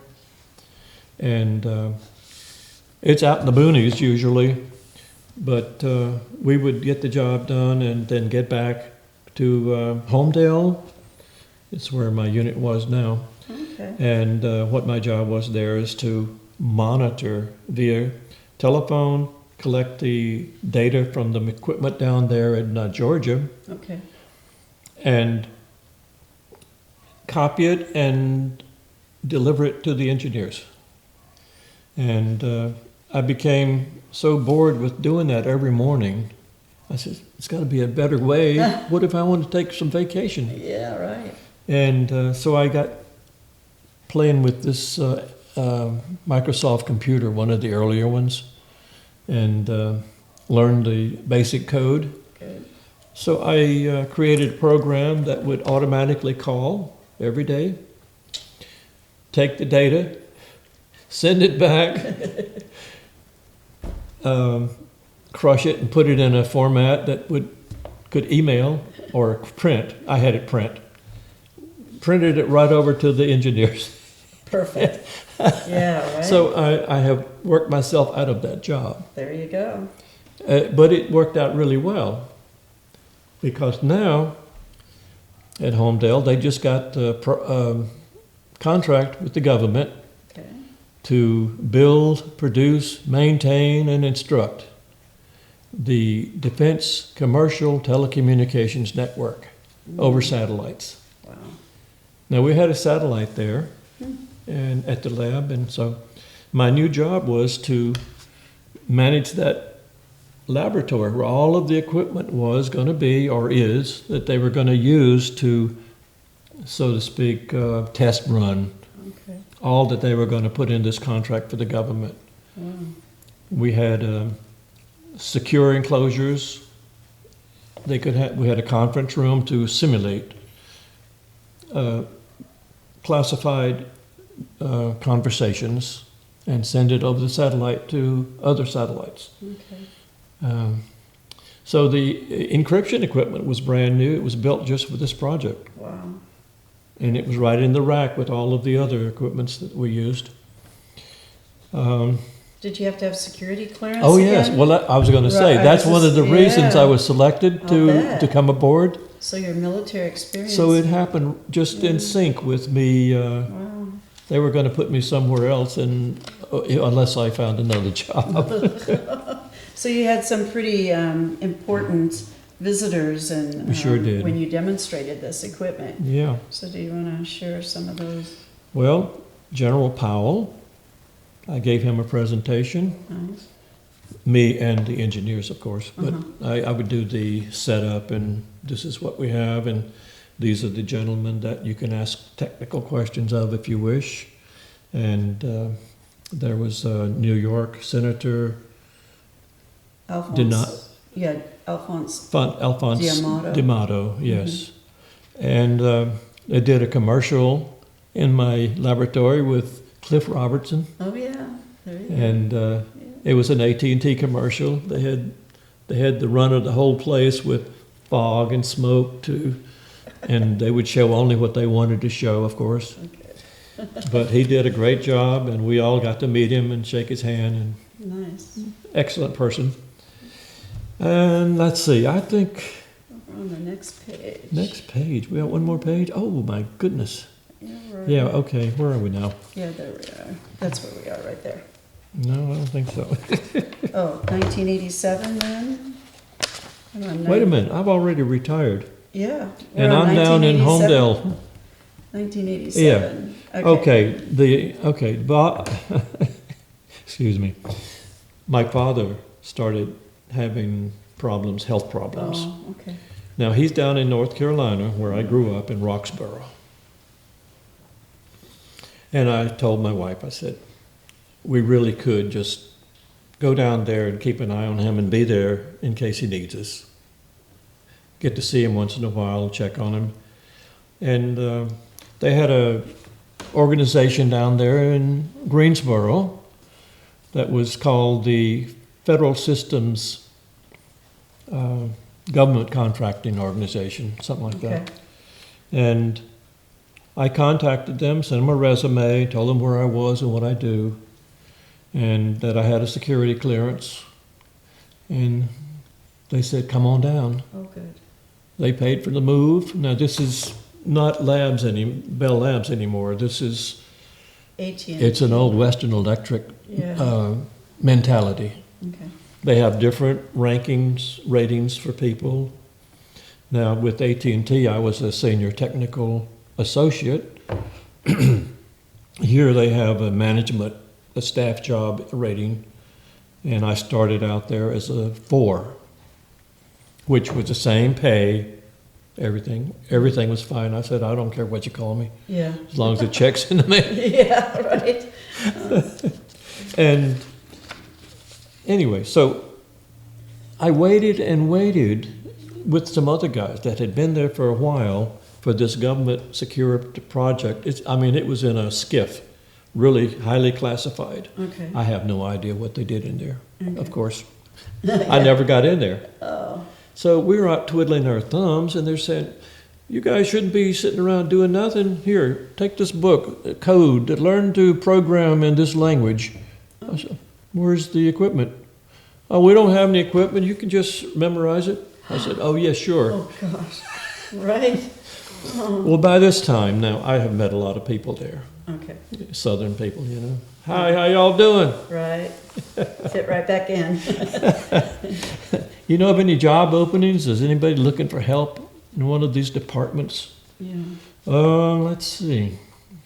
Matter of fact, you know anything about training? Do I? I'm in the Army for 20 years. I said, I used to train in electronics and all kinds of things. I said, let me go talk to the supervisor of that unit. Okay. I talked to him, and he told me what they did, and they respond to government requests for proposals on training. And so all you need to know is Microsoft Word and a spreadsheet program, and have a gift for telling them what they want to hear. Yeah, right? That's perfect. But, you know, we're just setting up training for something that the government's buying. Maybe it's an underwater mess kit repair place, I don't know. Mm-hmm. Or underground sound sensors that send signals through back to the submarine Right. that something's going on back behind you here, you know. Right. I don't think it's classified to say that much. Okay. But so I did that for quite a while, and until there was a need for someone to work in the secure telephone side of the house. I went over and interviewed with them, and I was going to be a customer representative, troubleshooter on the Stu 3 cell phone. Not cell phone, it was a line telephone. Okay. And it had encryption for both top securities and for, your regular business customers if they wanted to have secure communications Sure. between them. It was called a different type of security. Yeah. So we worked on both of those. And we would take calls as people had problems with the equipment and troubleshoot it over the phone. We had a huge list of experience with it Okay. and how to solve it by troubleshooting with them. Tell them to enter certain codes and tell us the results. And the majority of the cases, we could solve it over the telephone. Okay. And the customers would be back in business with their secure communications. Nice. Even the president's office had a bunch of those. Wow. Huh. And so not only that, it was pretty interesting work, although I never got to know the total electronics of it. Okay. So I was more of a operator and troubleshooter over the phone. Yeah. But anyway, if we couldn't solve it over the phone, we would send them a floater, which is another one that's been refurbished or gone over with a fine-tooth comb. Yeah. And then when they get it, they send that one back to us. Okay. I think that's pretty much it. We'd establish a work order, of course, do all that. It became Lucent Okay, I Technologies. was just looking at okay. When Judge Green broke us up, broke the telephone companies up, and they took on different names. Right. And because of the equipment side of the house, it goes with Lucent. Okay. Bell Labs continues what they used to do and unmodified. But now we have something going on that's different and some growing pains into a new environment where we're on our own pretty much. They got their own laboratories set up. The engineers take on a different approach to doing business. And they found that at some point that they had too many personnel. Yeah.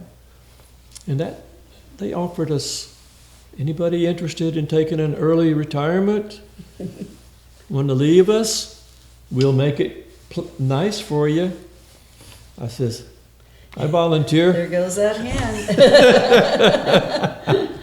So they Good give for you you. a buyout, which is a big hunk of money, plus a pension for the rest of your life and your wife's life. But it's not huge. Yeah. If I were to die, I guess my wife would get something like $600 a month from that. Oh. But she'd be good otherwise. Yeah. No problem. Yeah, it's the story of pretty much my life. Is there something else that I need to tell you? You were going to say, so So I retired. now that you're retired, For my you second- stay in touch with some of your band members, some of your friends? Well, they're so far away. No, I don't. Besides, I'm getting arthritis, and I can no longer do my stuff really well on the guitar. Uh-huh. But I can do karaoke, Yes, you can. and I love to sing and get on the stage over here at the community we're living in now.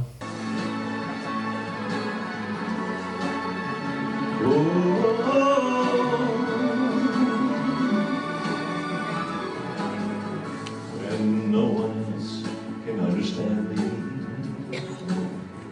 when everything I do is wrong, you give me hope and consolation. You give me strength to carry on, and I'll never know the reason why you love me like you do. That's a wonder, the wonder of you.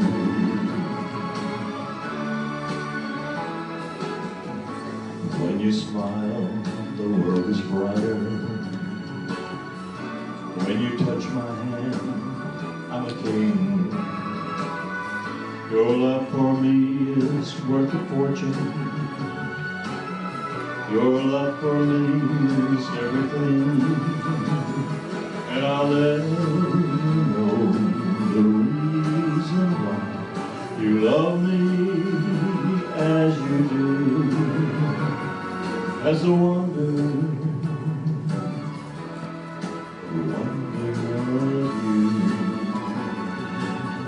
No. What brought you out here? What? What brought you out here? To California. Oh, my grandkids. Of course. Now, because of my son's job, I wasn't able to see them very often, and I need to be a part of them growing up. Somebody has to guide them. Responsibility, politically. The whole works, the importance of doing well in school and not cheating, stealing, and doing all those things. So while the parents are very busy, she volunteers at the school that they go to. Mm-hmm. And they're smart kids. Oh, yeah. Oh, my goodness, very smart. She's huge. She is so smart. She had a college degree, and she has a photographic memory, I think. Ooh, wow. And my son stays busy making a living for them Yeah. in the studio. He has his own studio at the home. Yeah. Doesn't have to travel as too much. Mm-hmm. But he did travel to lots of places to get where he is. Yeah. Can look him up. So, the big question is, Go. What? how do you think your military experience changed you as a person? It made me who I am. And there's no question about it. It is the best thing that can happen to a person if they don't know what to do, where to go, or how to go about making a living.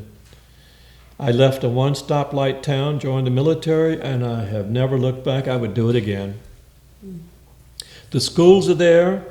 If you have the grit and the attitude, you can get a good school and be prepared one day when you retire, or just get out after 3 years if you're not happy with it.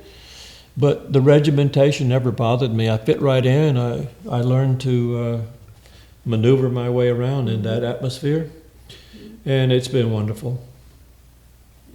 Same with the labs. I mean, what a wonderful place to work. It's like a college campus. We used to go, if we got tired, bored, or had nothing to do, we'd go down to the atrium, which was like inside gardens, library and everything was down there. We'd go down and play chess or go play some table tennis. As long as we got our jobs done and there was no complaints about anything, nobody cared.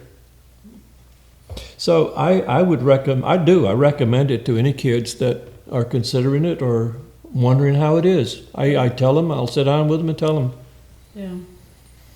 Well, and you were certainly able to take all of the training and experience you had in your 20 years of service and take it into the private sector and have a second wonderful career. Yes, yes. That, You know, electronics, the theory and components, they're all the same everywhere you go. Right. You know, they keep developing new and better ways of doing things. You just have to keep up with it. Yeah. Matter of fact, I'll tell you my last adventure. Okay. My wife's cell phone died because the on and off switch, she was pushing it too hard inside that cover we put on it, and it broke. I took it apart and had the little switches to replace it with, but the area you have to solder it to is so small. By the time you get the soldering iron down to it with some solder on it, it melts the circuit that you're trying to set it on. It just most frustrating thing in the world, but I experienced that recently. So I bought myself a new S9 phone, and she still has the one that I'd had, and that's why it's confusing if somebody tries to call us. Oh, it's fine. Oh, yeah. So I call it a wrap? Yep. Well, we want to thank you for your Thank- long service for our country. We really Well, thank you very Appreciate much. I enjoyed it, and I would do it again. Yes. Thank you so much. See, You're welcome. That wasn't so tough, was it? that wasn't Bye-bye. bad at all. That was wonderful.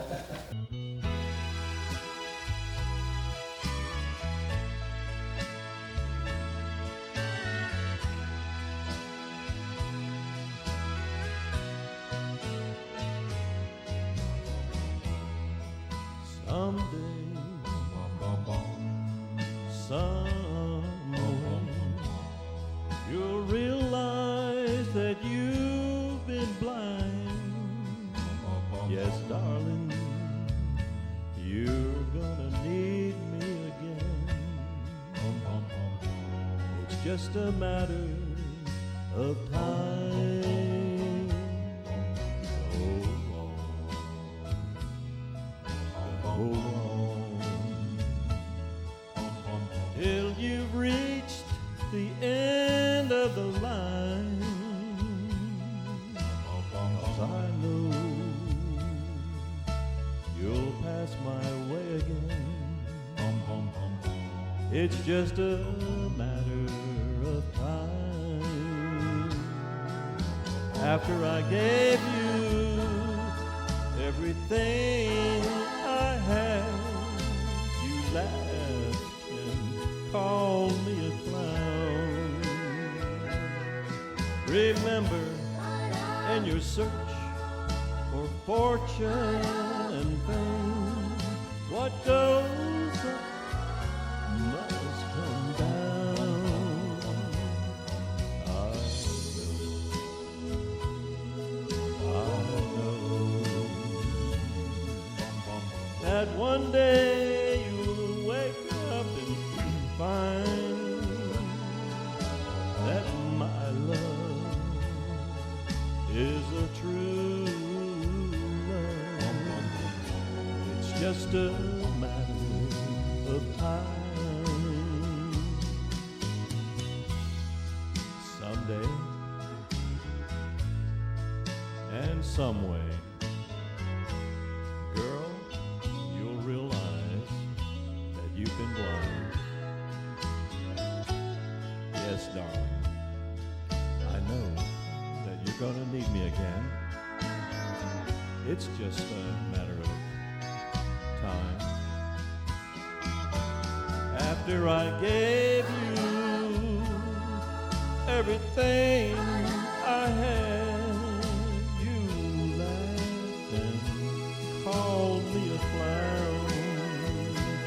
But remember, in your search for fortune and fame, what goes up must come down. I know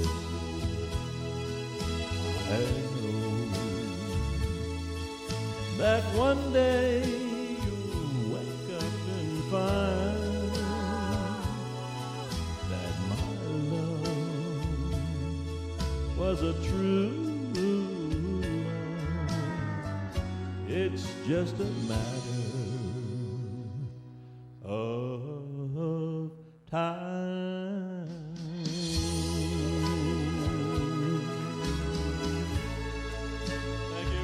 Thank you very much.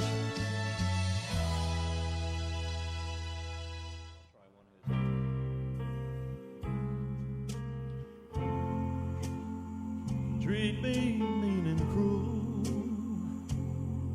but love me. Break my faithful heart, tear it all apart, but love me. Won't you love me? And if you ever go, darling, I'll be so lonely. I'll be sad and blue, crying over you, dear, only. I would beg and steal, just to feel your heart. I want your heart beating close to mine. So close to mine. Well, if you ever go, darling, I'll be old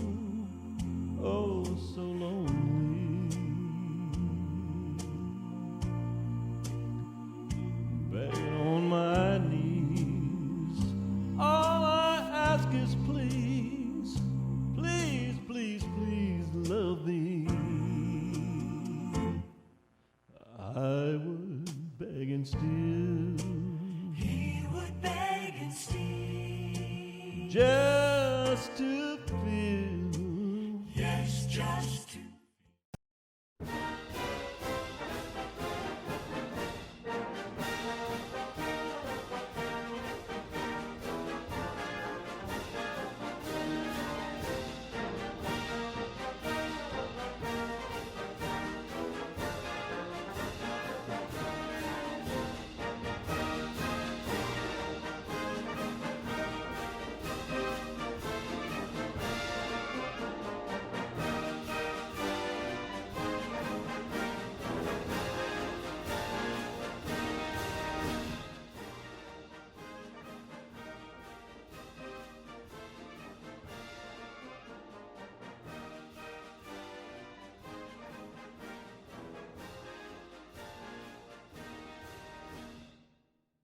Thank you.